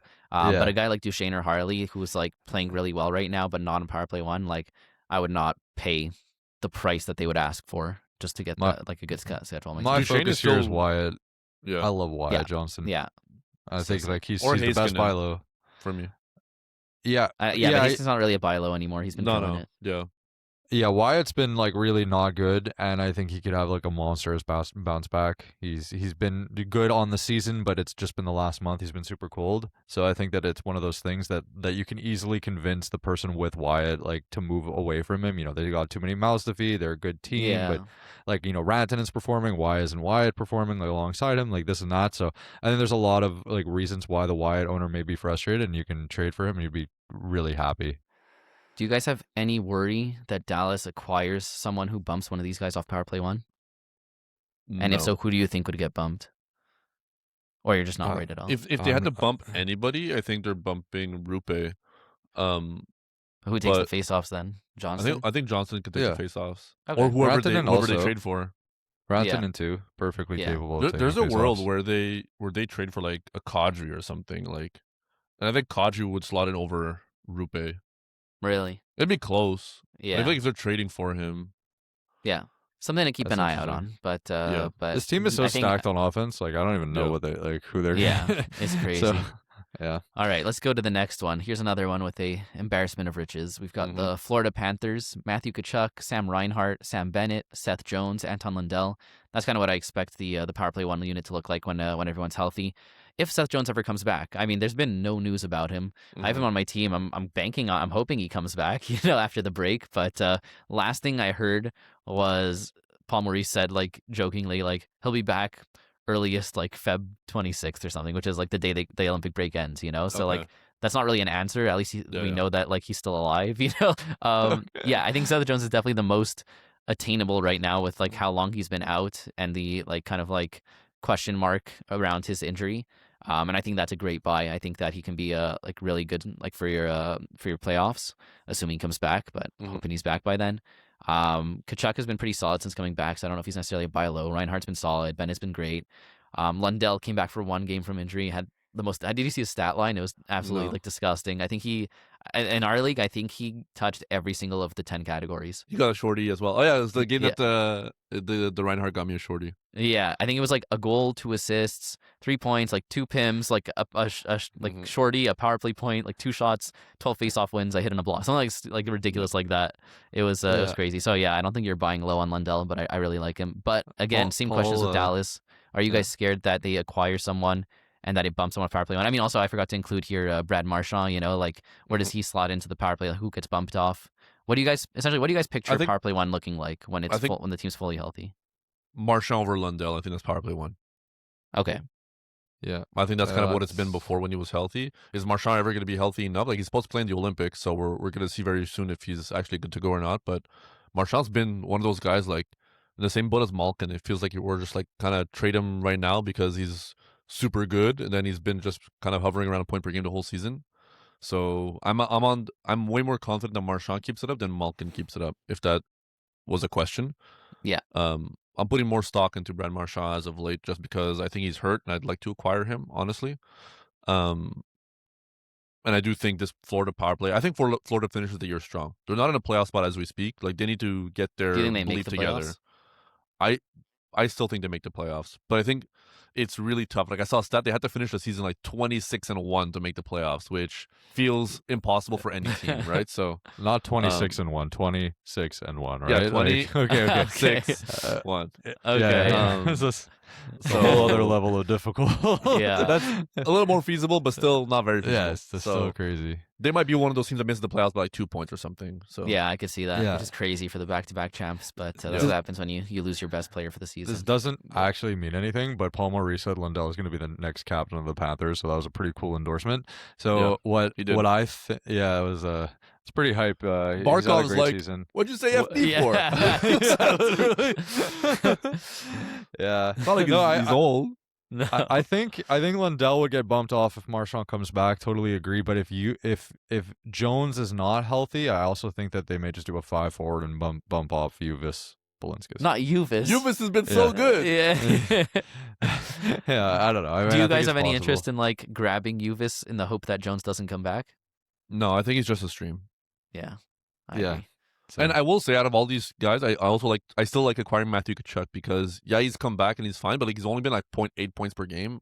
I still think I he's thought been ramping a up. point okay. I mean, he's played so little games that like I think 1 point changes everything so yeah, much. for sure. But I don't think he's hit his ceiling yet, so I think you can still acquire him less. Like I tried to send Panarin plus, so did not work out. But maybe you'll have more luck than me. Yeah. All right, let's go to the next one. Ottawa, big name team All my guys are for here. Kevin. Yeah, we got Brady Tkachuk, Tim Stützle, Jake Sanderson, Drake Batherson, Dylan Cousins. I think that's I think you just want that power play 1 unit, right? There's not really anyone else that like you can stream if you want like a Pinto or like a Grieg or something like that, Giroux, but like you're not really going to trade for any of those guys. So of these Zetterlund. guys, yeah, the GOAT, obviously. My bad for What'd you getting say that. of me for? Yeah, exactly. But I think Yeah. Batherson, we highlighted him as a buy low either on our last or 2 buy low episodes ago. Still a buy low, still the perfect throw in every trade. What else? What the other guy? I mean, Sanderson's been a point per game, so it's hard to buy low on him. I really like him. Stützle's been unreal. Kachuk's been unreal. Cousins been unreal. Yeah, so it's hard to buy any of these guys other than Batherson. So I think mean, like, Cousins is a buy. I think you can- yeah, like we speak a lot about how great Cousins is because Kevin loves Cousins, and like we acknowledge that he's a super good player. But I also just feel like the points have been meh, and that he can like bounce back in He's that at category a 0.8 little over bit. the last month.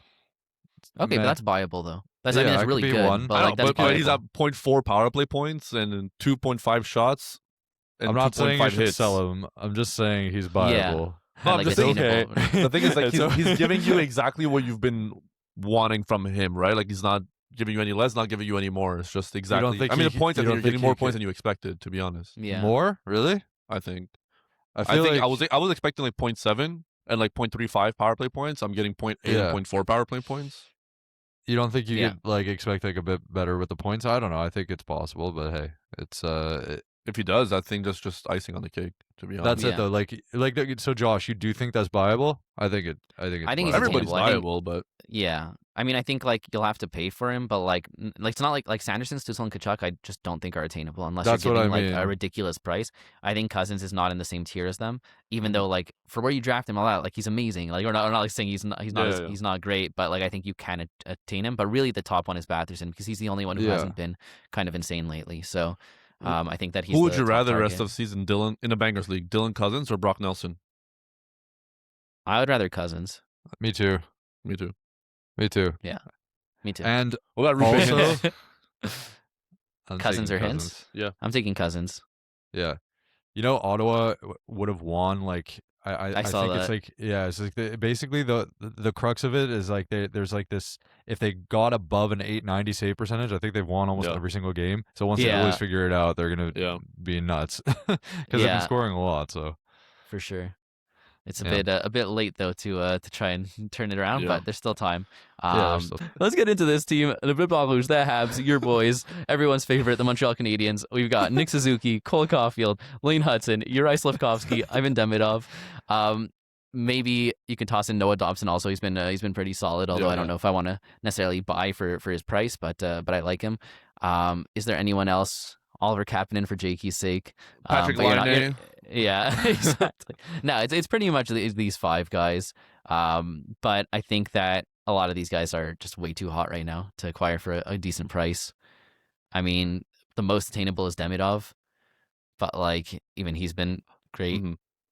Yeah. Is it crazy that I don't want to acquire Demidov? I just feel I like don't out think of he's crazy. everybody, he's like the one that I don't want to pay up for because I think he's at least sustainable. For sure. I mean, Somebody- he's a rookie, and yeah. like he's also his power play 1 spot's not on lock. Somebody in the Discord literally yesterday night traded Philip Forsberg for Cole Caulfield 1-for-1. Yeah, I saw that. That is a very spicy one. I was gonna say that's 'Cause, like, spicy. Gut reaction, I'm like, no, Yeah. don't do that. But like Caulfield's been nuts. Yep. It's tough. I think like the back halves of Forsberg are just so great. I don't think I would have done that. Mm-hmm. I think but like, it's the type of thing where like I don't think I wouldn't do that. But if you told me that rest of the season that trade works out for them, I wouldn't be shocked. If that makes sense. Somebody traded. I want to hear your take on this because I told them it was a bad trade, but they traded Austin Matthews for Nick Suzuki. Yeah, no, I wouldn't do that. If you look at the numbers, Nick Suzuki has been significantly better. I mean, obviously, I 0.6 love points per Suzuki game, way more than Matthews. 0.6 power play points over the last like month. It's just so Matthews at like unsustainable. 0.2. Yeah. Look, I don't think it's gonna be a season-ending trade. Yeah, that's what I said. But like, look, you get those two extra games in the playoffs, so it's not like it's still Matthews who's like a first-round pick, whereas Suzuki's like he's putting himself in the argument for like a third-round pick. Yeah, like so that's it. That's why it's not like a season-breaking trade. I'd still rather Matthews though. He'll get more points though, Suzuki. That's not even a hot take. Yeah, if you think Suzuki gets more points, then I don't think you're mad about this trade. I think the only thing you're losing there is that's shots. why I don't think it's a huge L at all. I just think that Suzuki's been absolutely on fire, and I think that the points may cool down. Matthews will hover on 1, and Suzuki will be about like a 115. I think. I just think Matthews' ceiling is so much higher. Mm-hmm. For shots, like, but his shots, floor is lower blocks, with what we've and seen. But yeah, like I just think like Matthews is like just especially in like a Bangers Cats league, he's just like an all around player, right? Mm-hmm. First of all, like he should be more elite at points. He's just having a bit of a down year. I mean, he's still over point per game. Power play's been garbage this year, but like it should be better. Shots are elite, face-off wins are elite, blocks are elite, like for a forward. So it's I mean, it's an interesting one for sure. You could maybe trade Matthews for Suzuki plus Jakey. Jakey's got Austin Matthews. Better playoff. Better playoff schedule. We're in a league with a lot of Habs fans, so that's the tough part there. But like, it's I actually the one thing I will say is I think Demidov could come back and be even better than he's been. I know that that's a homer thing to say, and I'm not trying to be contrarian. Obviously, it makes sense where you're coming from, Kevin, because it's really points and nothing else. So for Bangers, that's why I feel like it's a little bit more one-dimensional. Yeah, but I think that he's been so good. He has so much, like he's on a line with Slav, who they're really getting the best out of each other. And I actually think like in a very deep league, Kapanen is a hold, even though I was close to dropping him a few times. But if he's playing between those guys, I'm not unhappy. Like I'd way rather a Kapanen than like a Kirby Doc who's playing with Suzuki and Caulfield. Yeah, for sure. Yeah.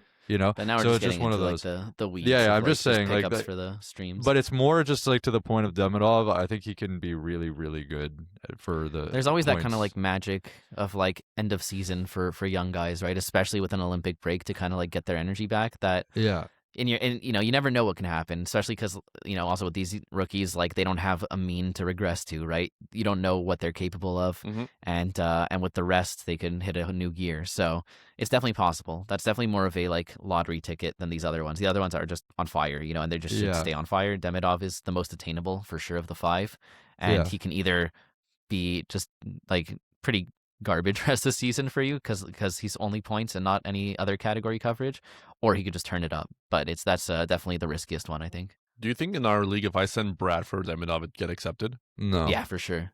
No. You don't think so? Oh, because we're Habs fans? Yes. We're Habs fans. I don't know if everybody else is a Habs fan. The Demidov owner is definitely. Yeah, he's a huge Habs fan. Yeah. Yeah. So you think it'd get rejected though? I think it gets accepted, but I don't know. I feel like that's first of all, the other trades I've sent, that obviously be the one that gets accepted, right? Yeah. Right? Yeah. I don't even necessarily know if I would do it, by the way. So if you're listening out there and I'd you much rather have them, Jesper Bratt, but me too. Yeah. At this point, I'm like a broken record. Yeah. But Kevin's gonna be in our like, league. Season's over. He got like eliminated. Brett put up straight zeros all week. He's like, I'd still rather Jesper Bratt. It'll be like 20 years from now, I'd still rather Jesper Bratt. Exactly what it sounds like. Yeah. All right, let's go to the next Kuemper team. wins the Vezina. I'd still rather Jesper Bratt. All right. How about Kuemper puts up a few games over 900, then we can talk. That would be nice, wouldn't it? Yeah, it would be nice. All right, let's go to the next one. We've got the New York Islanders. So some interesting players there. Bo Horvat, Matt Barzal, Matthew Schaefer. I tossed in Emil Heineman. Still love him in Bangers, and I would definitely acquire him for a cheap price. I think the biggest buy low is Horvat. I know he had 2 good games before the break, but before that, he didn't do much after coming back from injury, and then he was injured for a ton of time. So I think you could still buy on the fact that people might be like, oh, the early season was a fluke and he's back to more who people expected him to be going into the season, and I think that's a fantastic buy low. in our league, like right before Bonus got hired, I think it was like one game under Bonus. I had sent an offer of Eklund plus I think it was DeBrusque for Heineman, and it got rejected. And Heineman was like, Horvat wasn't even back yet. Like he was putting up straight zeros. He had no points. But I knew Horvat was coming back, and I knew with the new trade, after the trade, I was like, oh, I could really use another like big banger guy or whatever. Rejected. Yep. Am I missing something? What does Bonus have to do with this? Yeah, did you mean Voronkov instead of DeBrusque? Oh, yes. I meant That's what I figured. Yeah. Wow, It was just a timeline, just to set the scene, you know? Like, But that John, was I'm like so over 2 weeks impressed that ago. you knew that. Yeah. I'm like, how did you know that? That's crazy. Wow. Okay. Josh just knows me. He's always looking at my team for buy lows and sell highs. That's why. Yeah, literally. yeah, it's the reason Kevin and I can't trade. We think too much alike in terms of That fantasy. is- So That is So off the frustrating. chains. I I can't know believe it is you knew that. frustrating. Except we're so far apart on Bratt and Kemper. Yeah. I mean, I think We're we thinking think the same so. thing. We just have to bluff each other. No, I think Kemper's so good. we think so much alike, but also I think we're both prone to being biased for our teams. Yeah, absolutely. I think that happens to everyone, yeah. but I think that's definitely I fall victim to that a lot. I Same. mean, like, yeah, maybe like a week later, maybe I'm taking Bussy over Kemper, you know, like who knows? But like, He just keeps winning. I know he's too good. Brandon You see that picture of him Bussy, with you saw so a picture good. of him with Hank, and it was like there was like a His picture idol? of them. Yeah. Yeah, because there was a picture of them together when like Bussy was like 10 or something, and then like a picture of them after the last game. Yeah. And man, Hank is such a stud. Yeah, he is. Anyways, Yeah. let's go to Speaking of Columbus. bonus. Sorry, I Yeah, wanted to exactly. do that. Speaking of bonus, we've got the Columbus Blue Jackets. So here, Oh, I wait. pretty much. I think oh, yeah. we didn't say Bo Horvat, the biggest buy low Oh, of the Islanders. Yeah. Who are you willing to trade for Bo Horvat right now? Because I think I would love Okay. to acquire Bo Horvat. Yeah. I think he's an exceptional player. I Okay, think here's a good one.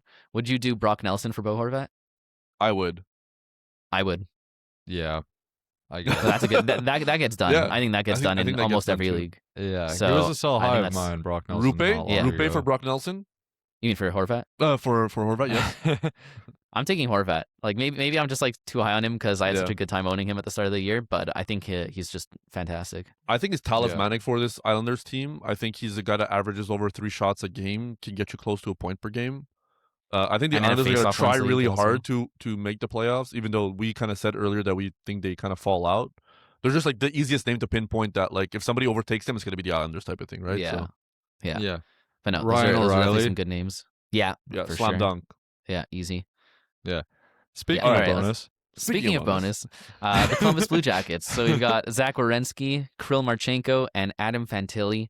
I didn't include Coyle or Marchment. You know, the rest of that power play one. I just don't think I want to acquire them in a trade. I think their spot's not like locked in, and I don't want to pay any value. Like if I would pick them up, but I don't want to pay any value for them in trade. Yep. So these are really the only three.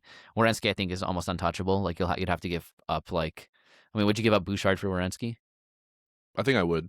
Yeah, probably. I think I would. Yeah.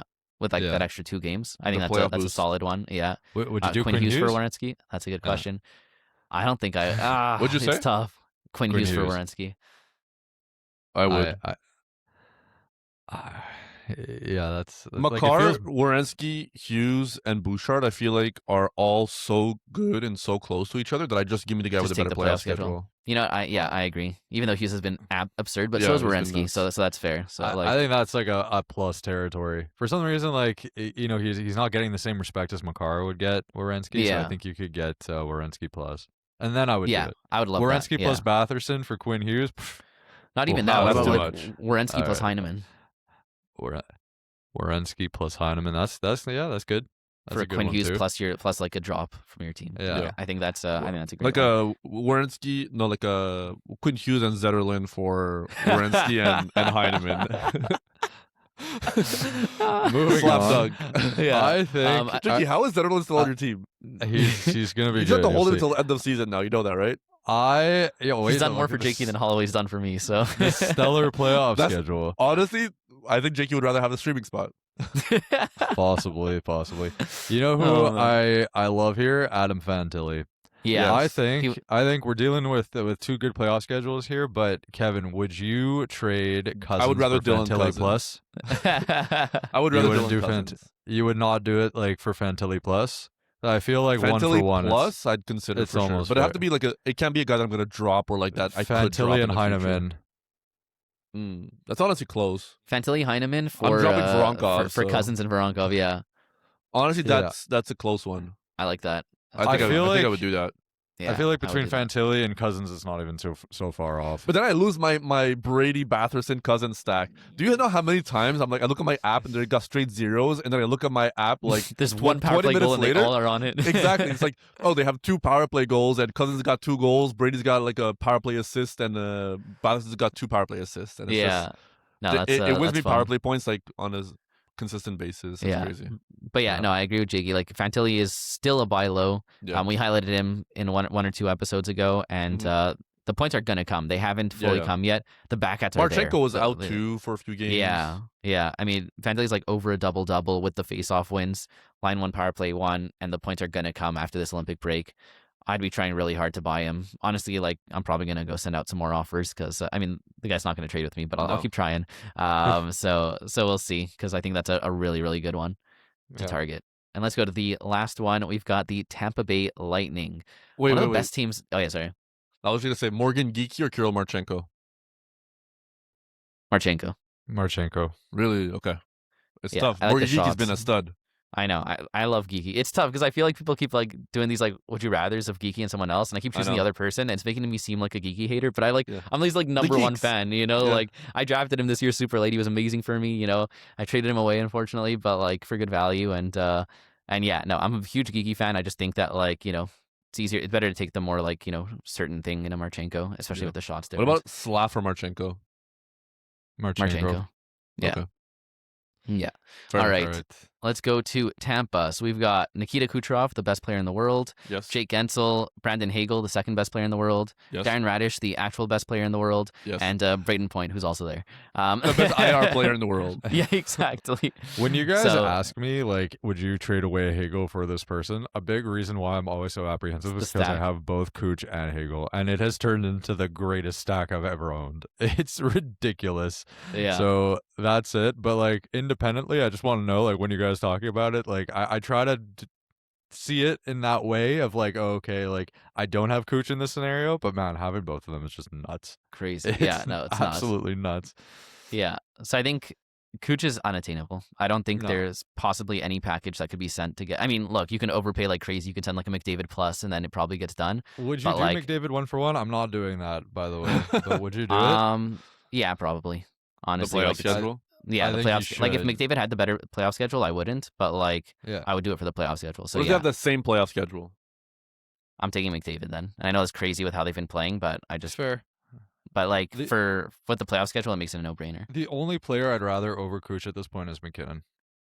Yeah, That's I think it. that's fair. Just that's the only player, and even at that, that's because of the faceoffs. Largely, I would say, without faceoffs, Yeah. I feel like Cooch has just been nuts. So Yeah, no, he's been crazy. Jakey, would So- you do Mikko Rantanen plus Cole Caulfield for Kucherov? no, Okay. if Well, you I add think in the way- I think, like- Fantilli there, maybe. What if it was JT Miller plus Tage JT Miller Thompson. plus Cole Caulfield? No, What about JT Okay. and Tage? no, yeah. no. No. Anyways, I think yeah, I don't think you're getting Kucherov. So if you have him, just enjoy. I think Gensel you can get. Mhm. Like he's kind of like always. We talked about this throughout the whole season. He's just kind of like that solid like point per game guy who just gets the Yep. job done, but it's not the most exciting name, so you can get him. Hagel, I think.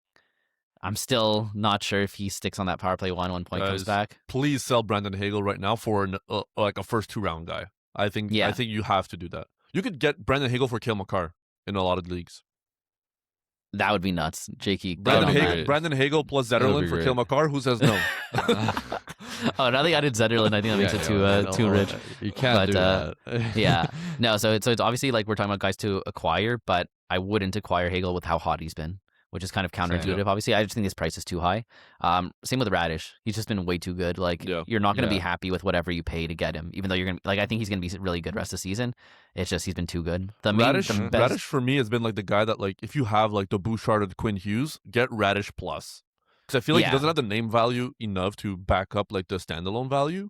But in a package, I I mean, maybe I'm just too high on Darren Radish, but I think like rest of the season he's a top 5 defenseman. It feels like I think we he's the talked best about player the in the Elite world. Four. Yeah, the most aerodynamic player in the world. That's for sure. Him and Bald Panarin for sure. Yeah. They could have been on the same team. Who would win, the best flow team or the best bald team? Best bald team by far. Panarin and Radish. Who Sam else? Bennett. Anyways, not to get into too many tangents. JQ will on shave his head, then he's basically stopping all of McDavid's stopping- shots. Yeah, exactly. Are there any bald goalies right now? Are there any bald goalies? I can't think of any Trying right to- now off the top of my head. Interesting. There should There be. I just tried to They'd probably check be that better. out. Yeah, they'd be more aerodynamic for sure. JQ's on ChatGPT right now. Are there yeah. any bald goalies? Yeah, that's exactly what happened. I don't see any. Yeah. So other than that, I think the best buy here is Braden Point. Yeah. Obviously, we're not saying he's the best one here, but like for the price, I think he's definitely. We're sounding like broken records. We've been saying buy Braden Point since week 1 of this season, but he was really turning it on before his injury. He's not playing in the Olympics, which sucks for him, but it's good for fantasy because he's going to get healthy and come back. And I think he's just a fantastic buy right now, especially with that playoff schedule. Yeah, I agree. All right. Who would you send for Braden Point? I think that's an important question, though. That is always an important question. People have picked up Braden Point. People have thrown him in as like throw-ins at this point. Yeah. Well, I feel like we kind of have our regular, our regular crew of centers to send, right? Like Brock Nelson, Ryan O'Reilly. Yeah. Would you take Point over Dylan Cousins? I wouldn't right now because I need to make the playoffs, and I'm just it's too ambiguous that. But in general, I'm taking Point. In general, like a healthy Point is playing on all cylinders. I would take Point over Cousins, obviously. Yeah. So Stamkos. Yeah, Schmaltz. Points for sure. Schmaltz, yeah, I like that as a great one. Yeah. But these are all names we're about to get into because that finishes up our players to target. Let's get into our top players to trade away. So I included here all the teams that have 9 games, and I also included Nashville because they have that 2-game week in the finals. So they're the only 10-game team that's included in these trade away targets because of that 2-game week. So let's start with Nashville, and I mean these are all the sell highs we've been talking about for weeks now. You got Ryan O'Reilly, Steven Stamkos, Roman Josi, Philip Forsberg. I think O'Reilly and Stamkos are both massive sell highs. Josi's a huge sell high, but I think he's going to be still good rest of the season compared to the other guys who I think are going to drop off more. And then Forsberg's not really a sell high, but just for playoff schedule, I would sell. Yeah, I totally agree. But if in the rare occasion that your playoff weeks are weeks 20 to 22, then I disregard Nashville being a bad team because they'll have a 4-4 in the semis and finals. I know there was some people in Discord that had that, but it's very unlikely. Yeah. But these guys that you mentioned, I think they're all, honestly, it feels like must get off your roster. I know they've been good for like 3 months at this point, but at the end of the day, I don't think that I expect Nashville to remain a team that's this competitive after the Olympic break. So I would capitalize right now while the averages are still super high, and you can get a pretty penny for them. Yeah, for sure.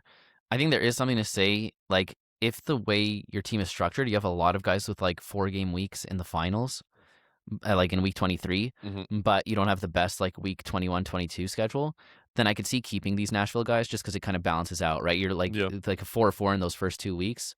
Like this is not talking about like O'Reilly and Stamkos who are just sell highs regardless, but more like Josi and Forsberg. So like look at your team structure and how it works. Like if you really like are comfortable with your schedule for week 23, then I would just hold these guys because their week 21, 22 are great. But if you're just trying to be all around, best not have any 2-game weeks, then we like to trade them. Put yourself in the shoes of our listeners when I'm about to ask you this question. Okay. If you have Ryan O'Reilly or Steven Stamkos, would you trade them for Jesper Bratt? Okay, because if I'm in my own shoes, honestly, I would do that. But like in the shoes of the listeners, they've been hearing about Jesper Bratt for months. He's still 0.7 points per game. Is very disappointing. Jack Hughes is never healthy, but he's probably going to be healthy when he comes back from the Olympic break. The Devils could make the playoffs. Like there's a lot to be optimistic about, but there's a lot of sample size to be, we're not hitting that, so. Yeah, these guys have been so good for so long. They've carried your fantasy teams. Now you're just going to ship them away for a guy that we're hoping bounces back to do what they've been doing. I'm probably not going to do that. like I don't think it's a bad idea, but I feel like it's one of those that is just there's so many question marks with the Devils and Bratt right now. Like I do believe in them, but I get it. I just probably wouldn't do it. I feel like you're not going to get 1.2 points per game rest of the season in return. That's kind of what you're hoping for. If Yeah, you but do we this. expect these Nashville guys to do that? What do we No. expect from them rest of season? That's the thing. Similar stats to what Bratt can produce. Like, you know, like I don't really I think Bratt that could be a point per game player rest of season. I know I keep Yeah. saying that, and it feels crazy, but like look at his previous seasons. Like he's been over a point per game player. Like that's the kind of guy who he is. Where he's having a down year right now. So just from like a mathematical perspective, do you think it's because you think it could either be 0.8 or 1.2 and then like the 1 is the average, or you actually just genuinely believe 1 is the average? Because I would say there's a 75% chance he's at 0.8 rest of the season and a 25% chance he's at 1.2. Right? So that like makes his average like lower than a 1 point per game. That's what I think. To me, it's like, who do I expect to average more points rest of season? Like, do I think Brad is going to end the year at a point per game? No. His season was too slow. But the important part is not what he's done for you already. It's what he can do for you in the future. That's how you have to picture it. When you're looking at the stats like, oh, this guy's at 0.7 points per game. There's no way he hits 80 points on the season. I'll tend to agree with you. But does that mean that he can't be over a point per game for the rest of the season and still not hit a point per game? No. And you want the production that's going to come, right? So do I think Ryan O'Reilly's going to keep producing at this rate for the rest of the season? I do not. Maybe he does and he proves me wrong. But I think he could get traded. And then if he gets traded, I don't think he's going anywhere close to what he's been doing. So I think it's easy. Like I've had this conversation with people in the Discord where they're like, this guy's been so much better the whole year. Like Brad's not going to hit 80 points. And I'm just like, he's not going to hit 80 points, but he can still produce really good for your fantasy team and be way more valuable than these guys, right? Like he has that in his bag. So I think it's just like a mindset shift on like seeing the rest of season value as opposed to what they've already given you. And I think you could get Bratt Plus. Yeah, I mean, I would definitely do it for Bratt Plus. Look, I think it's really difficult if you're the person who's holding these guys. Like, I think like there's definitely an aspect of like, why should I do that? You know, why take all that risk? And I think that's fair. As I always say, like, I guess I'm kind of like, you know, people are kind of getting an idea of like the type of player that I am over the course of the year. You know, I love these high risk plays, the high risk, high reward. Like, to me, if I'm not the best team, then I'm the worst team. So if, you know, like, if this is the chance to like catapult me to like, you know, being like a way better team with, you know, the risk of making me like slightly worse, I'm taking it. So I would do it. I wouldn't blame anyone for not doing it though, but I would do it. And we're not going to give, like, we're going through our trade away targets right now. Just look at the trade for targets we did before and kind of like mix and match. That's kind of what you're supposed to do. We're not going to give you names for all of these players. It'd be way too long. But Bratt was one I thought I'd highlight because, you know, he's been a hot topic for like the whole season at this point. And no, I mean, this is kind of like a nice way also to just recap a lot of players, you know, like this is just a lot of names, and so it's good to like highlight some of them who we talk about a lot. I also think last thing, I also think that you have to know your league. Like in our league, this would be a conversation, right? Like if somebody I have Bratt. If somebody offered me O'Reilly, like we have 3 weeks left in the regular season for fantasy. I'm at risk of not making the playoffs, but I'm still in the playoff picture right now. So it's like it's an actual debate, and that's the type of trade that would be like close in a competitive league. If you're in a less competitive league where people like they see Bratt sucking and they're like, this guy's I'll drop him, then know your league too and know the value you can get for these players. Like you could probably aim higher than Bratt if that's the case. Yeah, exactly. No, that's a good way to put it. All right, let's go to the next one. I have St. Louis. Honestly, I don't think there's anyone who's like worth much to trade away, and they have a great off night schedule. So I didn't actually put any names here because I mean, like, who are you trading away that can get you value? Thomas is at an all-time low with his like terrible season and injury. Kairu's been terrible all year. I know he's been picking it up a bit, but I don't think he has much trade value. A lot of people dropped him, picked him up. Holloway's injured. It's a bunch of fringe guys. Like, I just don't think there's anyone worth trading away. I think you could do like Kairu. I was gonna say you could do probably like a Kairu for Brian Rust type of thing, maybe. I don't think there's any world where someone accepts that. No. Like people, I think I like Kairu. I wanted to buy him all season for Zegras, crazy, but like that's not bad. Yeah, Kairu is like, I get where you're coming from that you don't think anyone would do it for Rust, but people are very kind of short-sighted in a lot of leagues. That's fair. Yeah, and I feel like for us, we tend to look at bigger picture in our league in general. It's a very deep competitive league. In a more shallow league, I don't think that's impossible. Okay. So he's the only one I would say is a trade he's the only potential. One he's the hottest Blues right now, I think. Blue. Yeah. right now. Yeah. You're my boy Blue. Yeah. Great song, by the way. All right, let's go to the next one. We've got Toronto. So there's a lot of interesting stuff here. John Hot topic. Tavares, Matthew Nyes, William Nylander, Austin Matthews. You can toss in Morgan Riley if he's healthy. He sucks. Get him off your roster. Yeah. First of all, do you guys think any of these guys get traded? No. No. Honestly, it's not impossible. But I don't think they're like a team that's going to start trading away. You don't think they're selling? Only Tavares could get traded, in my opinion. They're not trading Matthews. They're not trading Nylander. That would be so crazy after you sign like such a nice contract for them, and they're like, "All right, see ya. You made yourself expendable now because we can actually get value for your amazing contract." Yeah. I think that they could have like a decent bounce back after the. They're actually not doing badly. Like they can make the playoffs. They're not doing bad at all. They're 27, 21, and 9 on the season. Like I think it was like last week that I saw they were like the worst team in the NHL or something. It's crazy. Like they've been bouncing back for sure. Like I actually, when we get to the goalie section, the way I kind of ranked opponents in terms of considering something a good matchup, I ranked them by teams. Well, it was a mix of like standings and like goals for per game. Because for goalies, that's what you care about, right? Like how many goals they're going to let in. And when I was doing this exercise like a week or two ago, Toronto was in that bottom tier where I would count them as a good matchup. But now they're in the hunt and they're not in that bottom tier of team anymore. And I was surprised because I hadn't been following them specifically that much lately, and they've just been blowing up. So yeah, they might not be sellers, but what do we think of these guys? I mean, we had talked about in a previous episode on a mailbag how Nyes, it was like split personality when he's home and away. Tavares has been super disappointing. Nylander's been on fire. Matthews has been solid, like not his ceiling, but still like you're happy to have he's still playing like almost like a first rounder. So yeah, like are these, guys that like, who do you think has the most trade value right now compared to what their actual value is? This is an interesting one because I feel like of this list of teams, they're the only team where I'm like, they're also kind of buy lows even with the bad playoff schedule. A lot of these players. Yeah. So like for how you could acquire them, probably. Nyes is a tremendous buy low, I would say, even with the bad playoff schedule. Like he's been bad. Like in the Discord, like I read someone wrote he's just been a disappointment all season.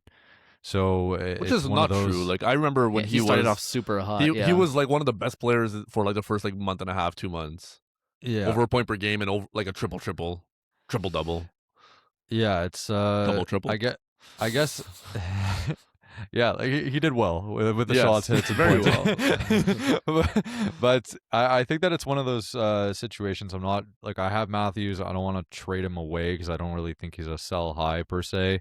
I guess Nylander could slot in that category, but it's an average situation. He hasn't really played a lot, So I don't know. I don't think I'm selling any of these guys. I don't really want to sell any. I don't think you're getting. I'd sell. I don't think you're getting good value. You're not going to get good value for Tavares and Nyes. So I don't think I would sell them for peanuts. I'd rather hold at that point. Nylander, I think you can get good value for. It's like you said, like the sample size is super small, which skews the averages, but they're skewing them very much in his favor because every game he's played has been like unreal. So I think you could even if you just kind of like do a lateral move for an improved playoff schedule, like what are some names you guys would think you could target? Nylander for Jack Hughes. Ooh. There you go. Wow, there you go. Minds finish each other's sandwiches. That was brilliant. Honestly, Connor Bedard too, probably. Yes, I love that. That's actually top choice. If Wyatt you have Nylander Johnston, and you can pull that off, I like that. I'm just going through the buy lows that we listed. Earlier, they're all fantastic. I think those are great. No, I'm not doing it for Batherson. Personally, I would. No. Maybe Batherson plus Batherson, but like just one Batherson. No. I mean, I had an offer like this was weeks ago where it was like Panarin plus Batherson for Jack Hughes and Nylander. Both were on IR and they got rejected. The guy's like in close to last place and at this point not making the playoffs anymore. But if you did that trade, maybe you could have. But who knows? I was gonna say Tavares is one that I think we highlighted him as a buy low. I feel like it was over a month ago at this point, right? Like I'm bad with time. If someone else says stuff was a month ago, it was 2 months ago. So was it like pre-Rick bonus or post-bonus? That's a great metric of time. I think it was pre-bonus, absolutely. Okay. But he didn't bounce back as much as I thought. Like he's always like a point per game player type of thing. On the season, he's at like 0.8, so he's off the averages right there. But I remember when I recommended him, he had like no points over the month, Yeah. right? So it was a bounce back, but not enough to where we thought he would get to. I think you could. Would you trade Tavares for like an Anton Lundell? That's a good one. I think I would. Really? It's not- There you go. I think Yeah, I I would think do it for Fantilli if you could pull that off. I think That'd be sick. That I feel depending on way your better league, about. but yeah. That one I would love to do. You That'd be guys know? great. Remember, like I sent you guys this trade I sent like a few weeks ago. I Mhm. sent it was McDavid for Makar, Marchenko, and Tavares, and Yeah. I got like insulted. I was like, "What an how can you send me such an insulting offer?" In hindsight, that would be a huge L for me. Like, I mean, maybe not a that's- huge L, but It's a pretty big L for me. I think Makar is still he's just a buy low in himself right now. But Sure. I mean, McDavid's averaging like their combined points over the since that I sent that offer, Yeah. and that's like with losing 2 streamer spots in addition to that, Yeah. no, it would have been a huge L. And it's just like sometimes, like the buy lows just don't pan out. So maybe, Yeah. It's not a bad Tavares is trade, just- actually. I definitely don't think it's insulting. I don't think I But deserved the when you backlash I got. when you for sure. sent it, the averages were not what they were now. It was like No, they were even better. When I sent it, No, there are Tavares guys- was like at zeros. Marchenko was at zeros. Like I sent it when they were both extreme buy lows, and the guy was like, Yeah. "Oh, they're gonna turn it around. Like this is an insulting offer." And then they've just Marchenko's been solid, but Yeah. like Tavares has stayed terrible. McDavid's been insane. Makar has not been great. yeah. So, anyways, just Yeah. some vindication for myself that I didn't deserve to get like cussed out for sending that offer. I mean, nobody deserves to get cussed out like that, anyways. But yes. Yeah. I think Nylander. If you could, would you trade Nylander for? I'm trying to look at a package like Morgan Geeky Plus. It would have to be a big plus for me. Really, I would really love Yeah. to do that. I would do like Geeky plus Lindholm. You Really? don't like Nylander, though. Yeah, I think that's way I too mean, low. I've been That's way too lower low on for me. Nylander, but I'm just at the end of the day, I'm looking Yeah. at the playoff schedule too, and I'm like, this is. I don't know. I'm not doing that. I think that's too low for Yeah, Nylander, even with the playoff I'm just putting it schedule. out there. What about Geeky plus Batherson? I'm Oh, I guess shit, that's pretty good. I still like the The big playoff bet. schedule's the only reason I'm like considering that. Obviously, Oh, that's That's what the I whole point why of I'm this episode. trying to do Yeah. the trade. yeah, I would consider that depending on who you'd have to And drop. then you Zetterlund.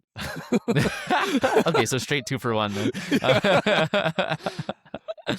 Okay, I don't think that's terrible. I still think Nylander's Okay. by far the best player in that trade. You know what I actually think, though, like, and it involves what we're talking about. Matthews could have a very strong finish if Nylander's healthy. I feel like if Nylander Yeah. and Matthews are both playing together, like, I think Nylander and Matthews could both have a very solid finish this year. Yeah, I agree. Nyes should be better too. That's why I don't like what I said earlier. I don't want to sell any of these Toronto guys. Despite would the you bad- rather bad rest of the playoff season? schedule. Fabian Zetterlund or Ilya Mikheyev? Okay, we're just wasting time. Okay, let's move on. Kevin, all this to say, you can fix a lot of these problems if you're willing to trade your players at a fair price. I'm What just are my saying. problems? Who am I I- not trading at a fair price? You're mad that I made this trade with Josh. No, but I'm I literally could have just- I'm- traded you. I would have traded you Celebrini for Tkachuk.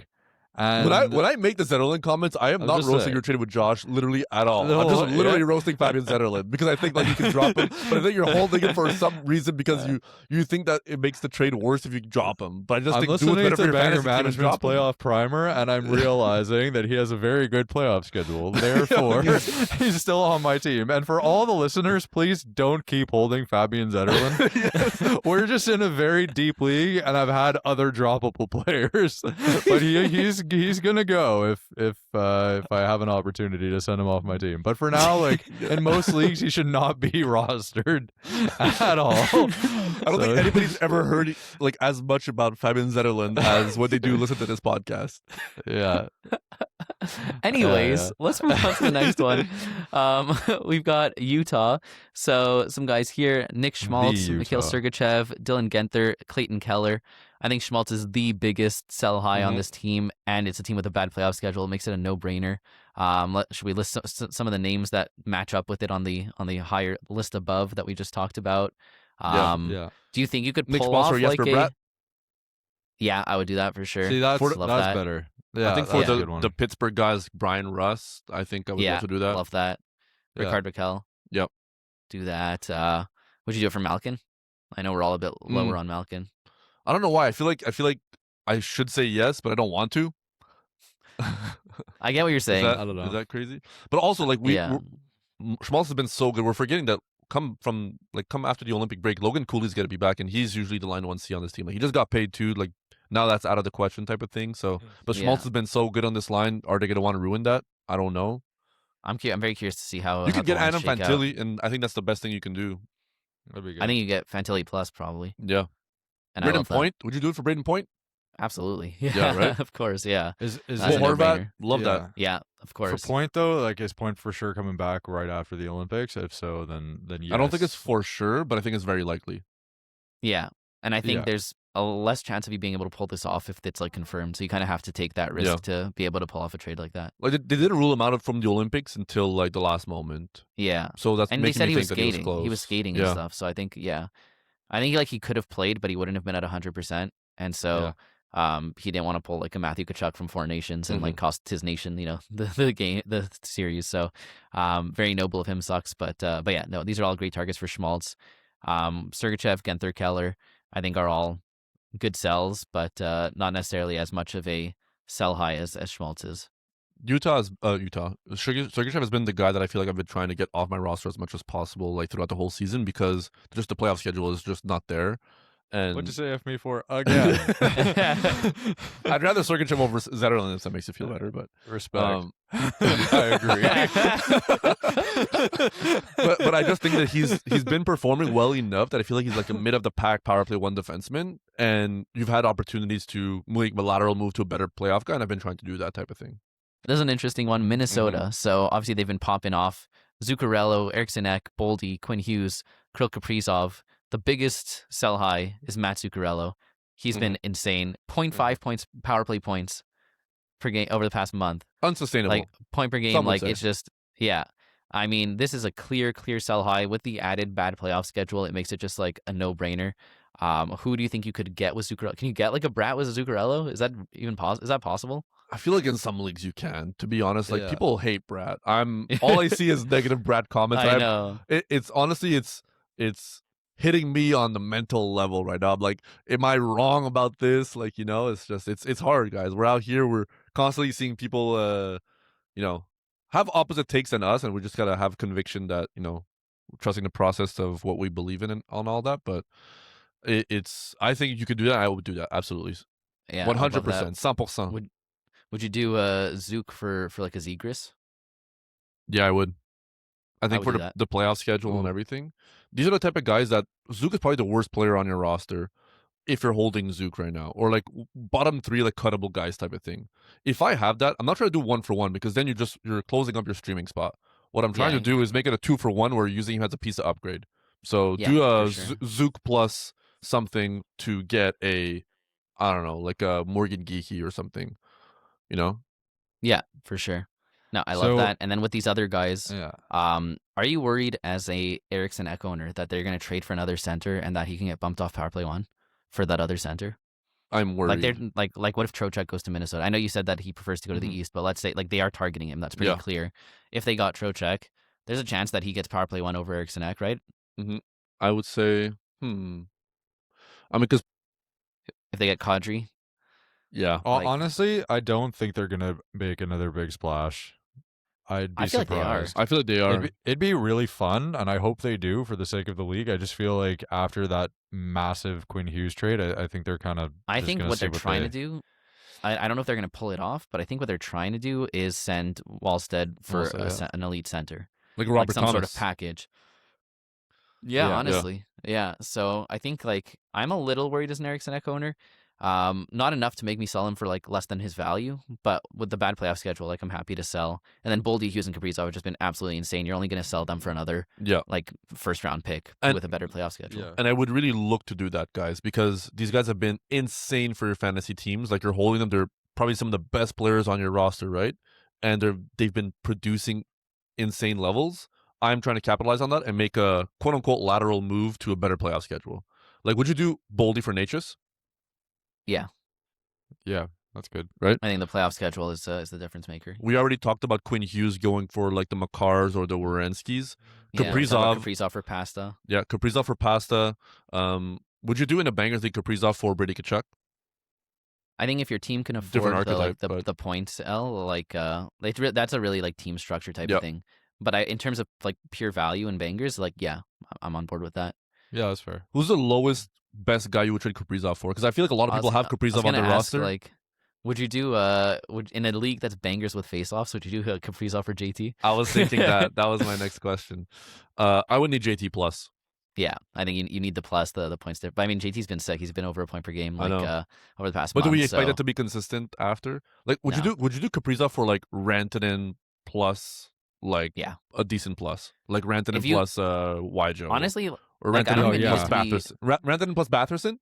For sure, yeah, I would do that. Yeah, but I wouldn't do the 1-for-1 for Rantanen. Yeah, I wouldn't do the 1-for-1, but like if you can get the plus where it's not even a massive plus, but it's just an elite shooter, like even if it's like not the Jason best Robertson? Okay, I mean, yeah, that's not. Oh, you're talking like 1-for-1 or like no, but like Jason Robertson plus maybe. Because I don't think you do that 1-for-1 either, right? Obviously. No, you don't. But like, but yeah, like if you get like, I mean, for the Rantanen plus, if you can do like Rantanen plus like, I mean, this might be too small of a plus, but I was thinking like Rantanen Caulfield? plus like tip. I mean, yeah, Caulfield for sure. I was thinking like more like smaller than that because Rantanen is like in our league he's ranked higher than Kaprizov. You know, like yes he doesn't shoot, but like he's ranked higher. The Pims help a lot. You know. What about Brian Rust? He's the guy that averages around 3 shots a game. I like that Rantanen and Rust with those playoff schedules. For Cap. What about a 1-for-1? I think for me, I still want somebody. Is it crazy that I want somebody better than Rantanen in the return? I don't think it's crazy. Like my favorite is Kaprizov for Pasta. That's like my top target there. Yeah, like Rantanen. And even if you have to throw in a small plus, I just don't give him enough credit. That's in my mind. It's just the shots. Yeah, like if he shots, I would give him way more respect as a fantasy asset. But pop, bang, bang, shots. Yeah, exactly. All right, let's go to the next one. Worst? Is that the worst player? Would be Pasternak that you'd accept in a 1-for-1? 1-for-1 with Kaprizov. Yeah, because I'm not doing Matthews. I'm not doing like these are just. I'd rather Kaprizov. Yeah. We're doing a playoff schedule flip. Yeah, Makar? Good playoff schedule. Makar 1-for-1. Ooh, yeah, I think that's a good line actually. Depending on like team structure, obviously, because it's cross position, but I would take Makar. That's fair. Crosby? What about Crosby? I was about to say Crosby. Damn, you beat me to it. Crosby. Yeah, I was thinking Crosby, but 1-for-1, I think I'd take Kaprizov. What about in a face-off wins league? I still think I'd take Kaprizov. It's fair. The points difference could just be huge in the shots. It and is a big point. I would love to do Connor Bedard plus. Yes, I was going to say that too. I'm just taking everything, all the words out of my mouth. The plus is massive, but I will say on the Zuccarello for Bratt thing that we were speaking about earlier, that's actually a really good one. I know I said I wouldn't do it for the Nashville guys, and as good as Zuccarello's been, he's been good, but the Nashville guys have been like better. Stamkos, also for a O'Reilly. more extended period of time. Yeah. Exactly. So that's why I'm more apprehensive to send those guys for Bratt, but I think Zook for Bratt is a good trade. Also, Zuccarello was like a top waiver wire target for us. It's not like he's been like a mainstay. And these are the last 2 weeks recently that he's been so good. So it's a good sell high. All right, let's go to the next one because this one is fun for me. Not really fun for me because the playoff schedule sucks. But we've got Edmonton. So Ryan Nugent-Hopkins, Zach Hyman, Evan Bouchard, Leon Draisaitl, Connor McDavid.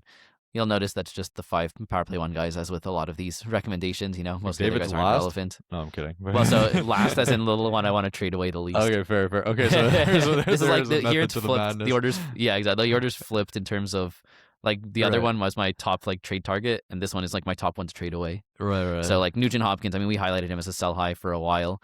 I don't think he's been hot enough to be classified as a sell high, but like I still definitely want him off my team. Hyman could be a bit of a sell high. Bouchard, we talked about, right? Those 1-for-1s for same kind of vibe as Quinn Hughes, right? You're sending for like a Makar or Werenski, something like that. Draisaitl and McDavid, the big 2. Who are we sending them? Is there anyone like other than like Kucherov or McKinnon? Other than Kuch and McKinnon, there's no one 1-for-1? Like you're not doing McDavid or Pasta, right? No. Like even with the playoff schedule difference. I think Pasternak for Draisaitl, I would take that. Okay. Yeah. I think I would take that as a flip. Okay. Especially on face-offs. Really? I think I'd rather the Edmonton guys. Really? We've seen what they can do. Even on a 3-game week. Yeah, even on a 3-game week. Like we saw Josh mentioned it, I feel like one of the recent pods, like McDavid had 2 games of straight zeros, then the 5th game he got 5 points. And then he's like basically 2 points per game on the week. Yeah. It's just I mean not Pasta could have games like that, but I think Yeah. I'm also thinking like the tiebreaker for me is I think Boston's getting worse throughout the season. I think Edmonton is always going to put up goals. Pasta's still elite, but it's still McDavid. I think the 2 guys I would maybe rather from our buy list our Pasternak, but I still understand what you're saying, and maybe Brady. Maybe In a one for one. I don't know. I feel like those guys for No, Brady one for one. I would trade Brady feel for like- one of those guys. Yeah. I feel like you could McDavid to me is in kind of like a league of his own. Although the last few weeks of Draisaitl have been nuts, so it's like They're just always Draisaitl's no nuts slouch. together. Yeah, I don't know. I think though that Brady's it's a different archetype completely, but Mhm. Yeah. the fact that he's still putting up like a point per game over the Mhm. last month plus the crazy back cats, like that's Mhm. just Yeah. crazy value. No shade to Brady. It's just these are like Yeah. two of the top, like if not Yeah, the top I guys in the suppose- league, barring I playoff suppose schedule. Pasternak's the only one where I would do a one, maybe. But then again, I'm like, I kind of like Brady more than Pasternak in some ways. Like, I don't know, it's tough.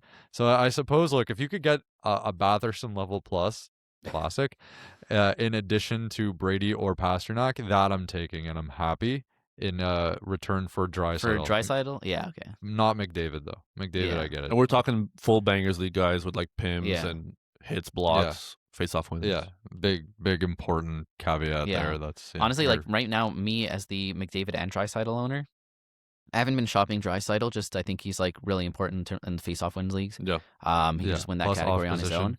position. Yeah, exactly. But like I have been shopping McDavid for a bit because of the playoff schedule. But like my price is ridiculously high. Mhm. I'm looking for 3 studs in return. Mhm. So I think Yeah. I can get 2 easily from anyone. Yeah. Most people aren't willing to give me the third, and you don't like. This is like the best player in the league, right? Ignoring playoff schedule, like he's the best player in the league. McKinnon.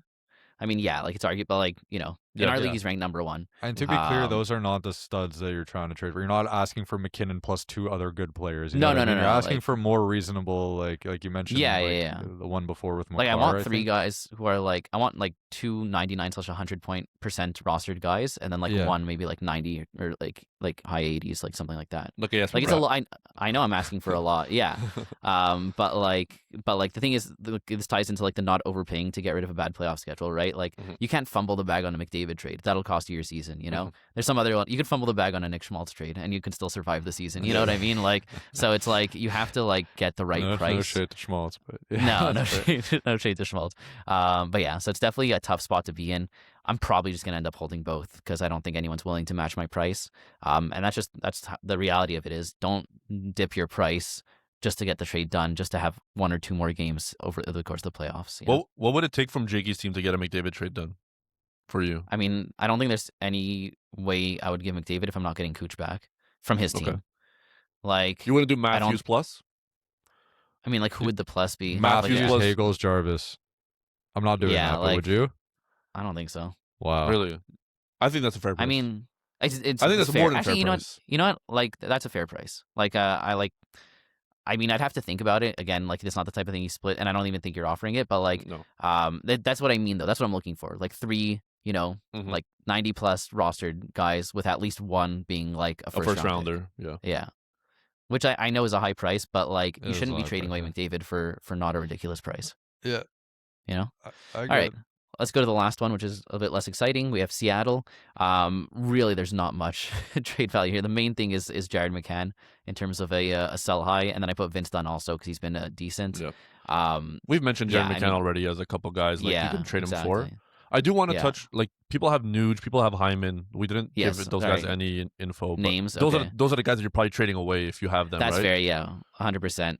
For Nuge, there's so many guys that I would take. It's like honestly. we went through the whole list before. Like I think if you get Drake Batherson, you're happy. Fantilli, Yeah. Bro Horvat. yeah. Would you do Yeah. Zegras or is that too low? No, I would take Zegras with the playoff schedule. Okay, Brian Rust, I think is a fantastic trade if you can I make like that happen. Rust, yeah. Would you take Elias Lindholm? Or is that yeah, too that's low? decent. I think I'd take Elias home. Yeah. With the Nuge playoff has also schedule? been like he's been okay, but he hasn't been Yeah. amazing. Yeah, he's also been line 3 since like everyone got healthy. Like sure he's still power play 1, but like he doesn't do anything for back cats. He's just a power play merchant. With the bad playoff Hyman is a schedule, tough like one. Hyman's a tough one because he's been really really good. Yeah. Hyman I mean, or I'm still Batherson? taking 2 extra games of Batherson. It's a Sens decent also have an swamp. elite power play. Mhm. I don't know. I feel like I would go Batherson for the extra 2 games, but I think like you can get Batherson plus. Like if Yeah, you're at doing this that point trade. right now, maybe.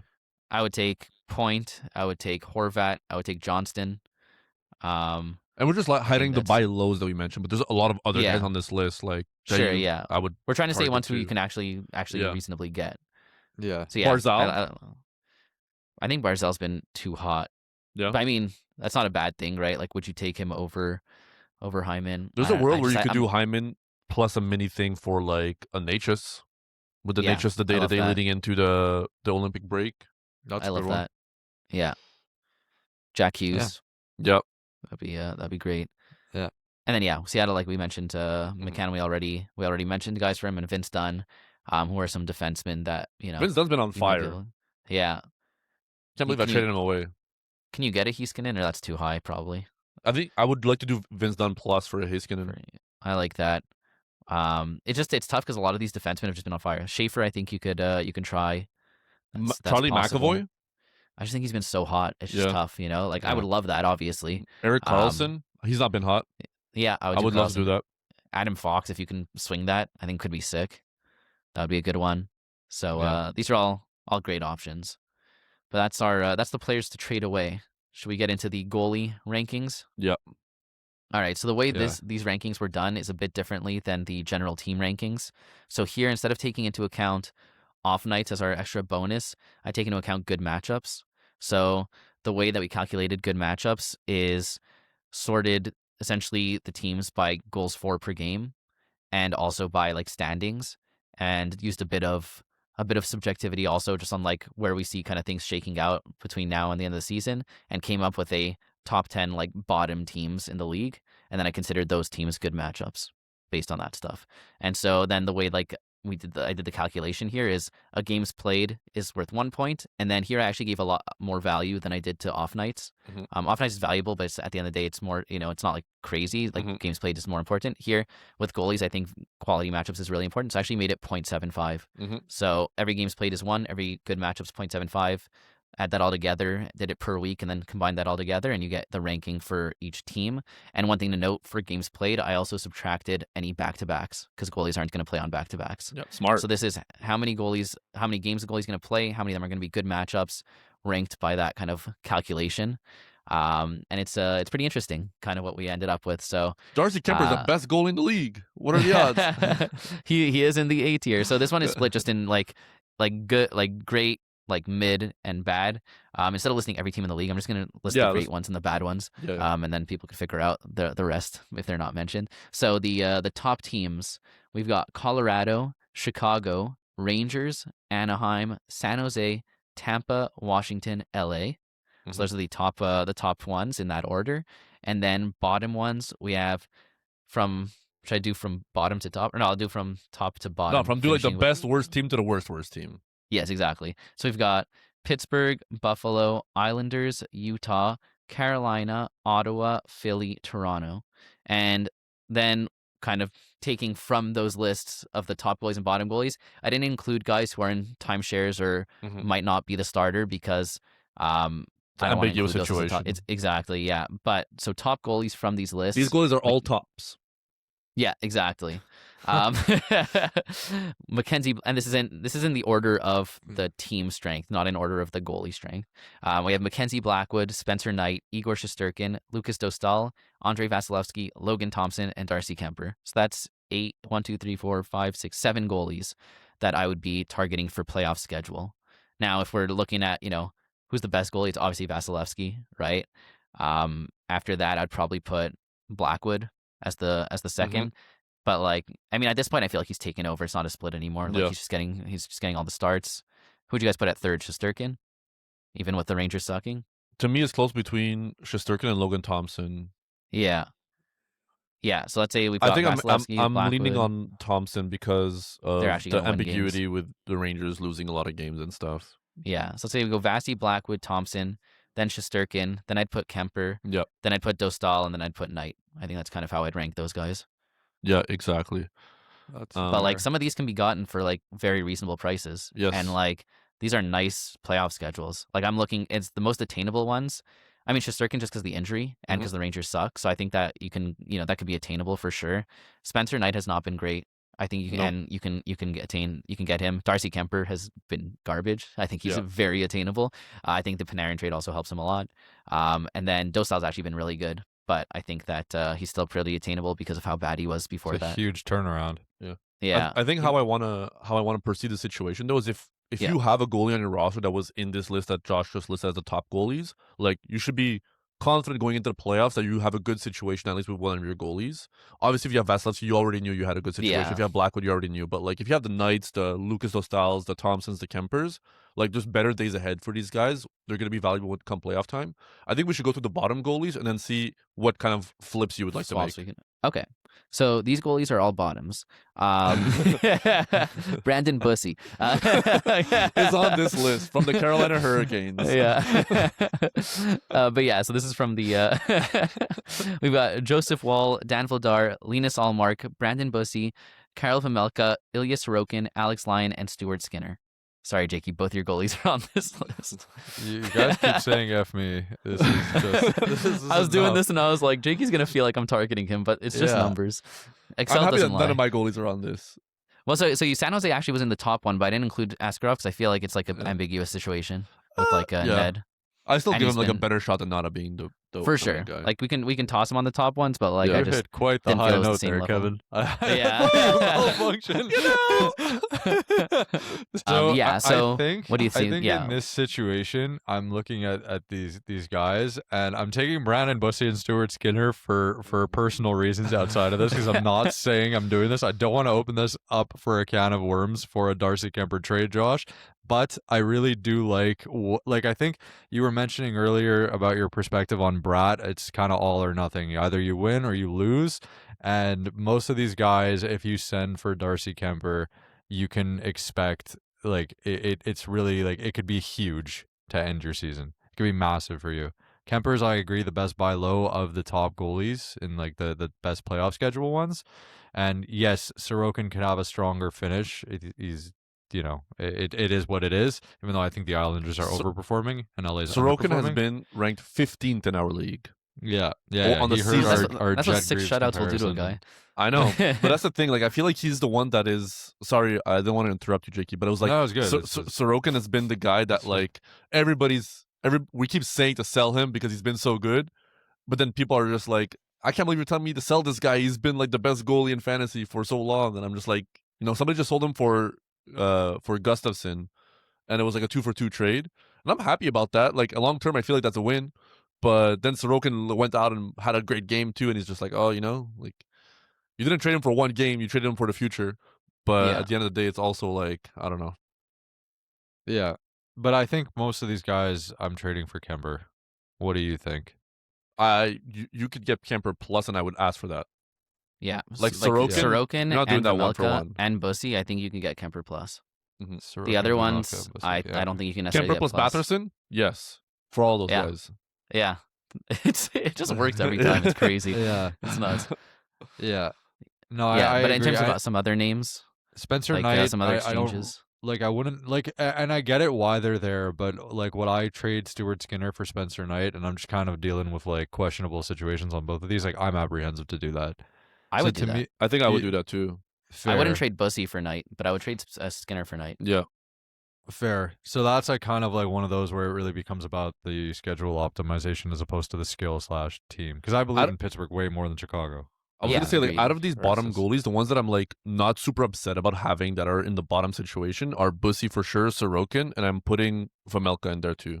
Yeah. Yeah. Like, those are the kind of guys I'm like happy. I'm not happy, but I'm like not devastated they're here. You know what I mean? Like, I Yeah. still probably Yeah. rather these guys over some of the guys that we haven't even talked about. They're in like that middle range. So to use your language over here, should I be more devastated that I have Stuart Skinner or Fabian Zetterlund on my team? The answer is always Zetterlund. Yeah. You could I cut mean, him for also- an IR stash, and I'd be saying that's probably a better move, Jakey. I don't even need it. So you're saying like if I have an open IR spot, I should cut Zetterlund to pick Yes. up someone on IR just to have an open, healthy roster spot? I think that would give you more value in the long term. Yes. Back to the goalies because we cannot keep doing Zetterlund stuff.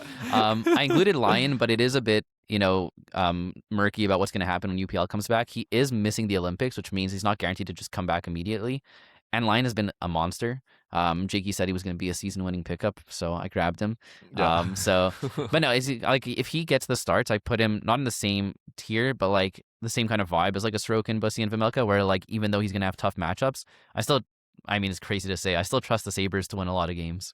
I know it's like what year is this? How do we get here? But yeah, so and same with Skinner, right? Like my thing with like Lyon and Skinner is that like even though I think they're both like the 1A and Skinner more than Lyon, like more has like a bigger share, they still don't seem to want to give them like a full starters workload, right? Yeah. Like Skinner could get like a shutout and they'll still play like Shelov's like a game or two later, you know? Like it's just the way they want to split up the duties. Lyon obviously is way more ambiguous than Skinner, but like kind of same idea. Mm-hmm. So those are ones that like maybe it could be good to move off of. And then Wool has been pretty sick, right? Yeah. That was one I would love to trade away, especially with Yes. Stolarz coming back. Like that's like my top guy to trade away.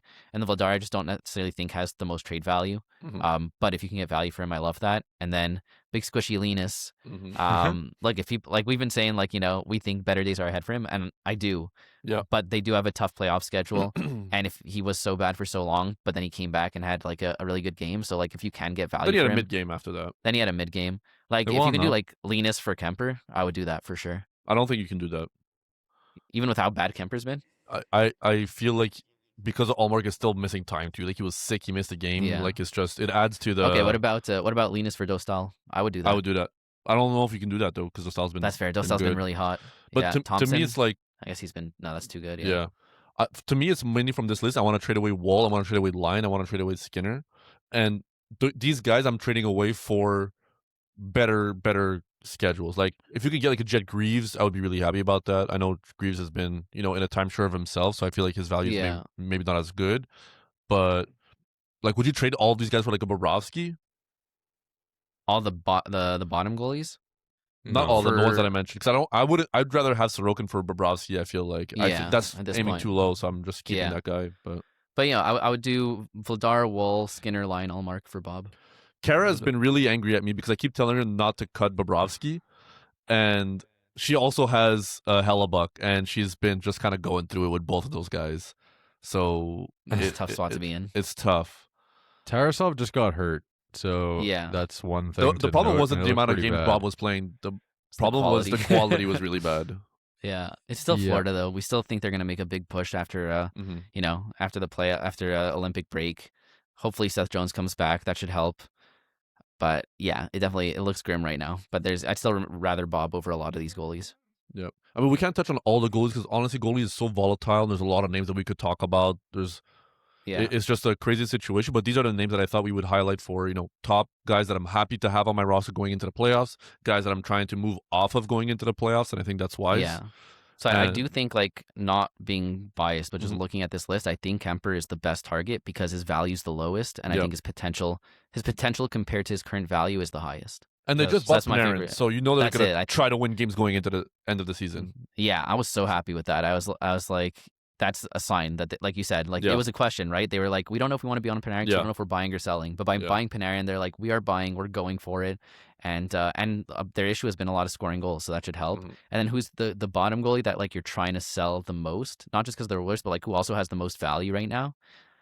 I feel like you can, like, I mean, we talked about it, Sorokin, right? Like, Yeah. this is not like obviously I'd rather him over pretty much any of those other guys on the list, or most of them at least. Mhm. But I think his value is Yeah. so high right now, and with Yeah. the bad schedule, like I think you really got to try and sell him for one of those top guys. Yeah, like obviously Vasilevsky's the one we want the most from the top goalies. Yeah, he's obviously He's, like, also just unattainable. the hard. Yeah. He's the hardest to get, but I don't know if he's unattainable if you do like a Sorokin plus necessarily. It's got to be a hefty plus. Like a Batherson. No, I think I actually don't even think you're gonna have to give Batherson could more. get this one done. Yeah. I think you're gonna have to give more. I think what I would do is pair him with one of our top tradeaway targets, like Nick maybe. I'll say Hyman. Sorokin plus Yeah. Hyman for Vasilevsky. That's a great one. I love like, that. I think that's reasonable. Gunther, Gunther 2, yeah. Ryan O'Reilly.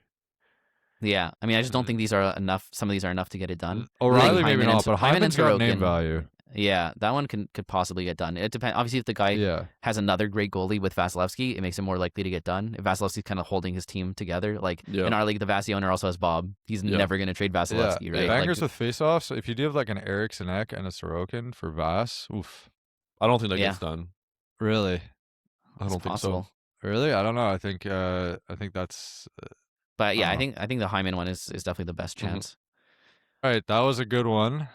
This is weeks 21 to 23 in Yeah. the books.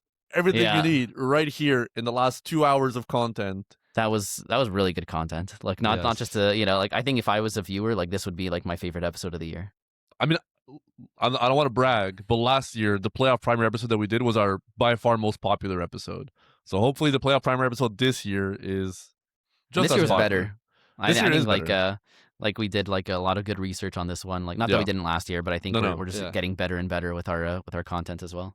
Yeah, and then sometime next week we're gonna drop the week 22 to 24 playoff primer. This was Yeah. weeks 21 to 23. It's gonna be different strategy, different names. It's gonna be Yeah. they're both gonna be valuable depending on your league settings, of course. I think this one is really good because it's less team dependent in a way of sort of like if a team's fighting for the playoffs or just like something like that. This is really about the players, and we gave a big deep dive into the players here and the goalies and the strategy. And I think there's a lot of content. There's a lot of names. It will be timestamped, as Kevin alluded to, on top. Yeah. The good old Proface over there. But I Yes. think, I mean, hopefully this really helps. And last thing I'll say on this, and you'll tell me if you guys agree, like this, it's similar to what you said at the beginning also, but not many people think about playoff schedule. Like I've been playing fantasy for 10 years, and it was only like 2-3 years ago that I really started thinking about it. And this year where I actually consciously started optimizing for it, this is going to give you a big advantage in your league. Because for most leagues, prizes are given out depending on, sometimes it's more season, but usually it's the playoff winner is the big fantasy winner. And that's where you have the bragging rights for years, etc. So I think that it's one of those that I really hope that those who listen to this digested all the information, even though there was a lot. It helps for your leagues, and then this really just helps you win the championship. I think it really depends on how competitive your league is. Because, like, I think our league of record, Josh and I joined like 4 or 5 years ago. I think we made it more competitive. I think, Josh won like 3 years in a row, and if I was a runner-up, JQ was runner-up. So, I think when the league gets more competitive, you're always trying to find an extra edge on like how you can get better. So I think that leads to trying to find that extra edge, and the extra edge starts at the playoff schedule. So absolutely, I will say like in our league specifically, I know I don't know about Kevin, like if you were always thinking about it. I know I was thinking about it from day one, and I know for a fact no one else was thinking about it. I was not. Yeah, so like I definitely used that to my advantage the first couple of years that I was in the league. Like I noticed a shift specifically last year that other people kind of like outside of us three became wise to looking at playoff schedule. Because I would see trades happen, and in my mind I'd be like, that makes perfect sense if you know, like it only makes sense if you're doing it for playoff schedule. So that kind of like it happened, like it kind of like if you're the first person to catch on before everyone else does, you can win 3 chips in a row, like but no one else laughed. There's a reason for that. Yeah, well, I had a good time, but now everyone knows about it, so I have to find another way to get an advantage. But it's really great. Consolidating everybody to 4 players. It adds an element, and I think it makes it a lot more fun. So. No Celebrini talk on this episode. No It's true. He was just in the middle, middle group of 10 game teams. But for the next week 22 to 24, he will be in there. Yeah. All right, let's wrap it up. Looking forward to it. Thank you to everybody for listening to our week 21 to 23 playoff primer episode. If you enjoyed, we hope you did, give this video a like on YouTube, and don't forget to subscribe to the channel. And follow us on Spotify, Apple Podcasts, wherever you get your podcasts. If you enjoyed, what you could do there is just rate us 5 stars. We've gotten a lot more 5-star ratings as of late, and we really do appreciate the support. So road to 100. That's it. Yeah. And then Kevin will shake his booty. Yes, I will do things that are not supposed to be done. Cool. And all the socials are in the podcast description, and be sure to join the Discord community. Feel free to ask us questions there, and constructive criticism and everything. Love that. Yeah. That was funny. But when don't Josh criticize said me that. specifically. Not Josh, too squishy. You know that like in the office, like Jim being like to Michael, being like, yeah, I think you're really good at taking constructive criticism. He's like, no, I'm not known for that actually. At least he knows himself. He's honest. Yeah, so that's me. Yeah. I'm not known for that actually. man. Yeah, criticize the others and tell me how great I am, and we'll keep improving. Cool. All right, Ernie, take it away. Ba-ba-da-bow-bow, Banger Management Fantasy Hockey Podcast. Woo! Woo! Woo!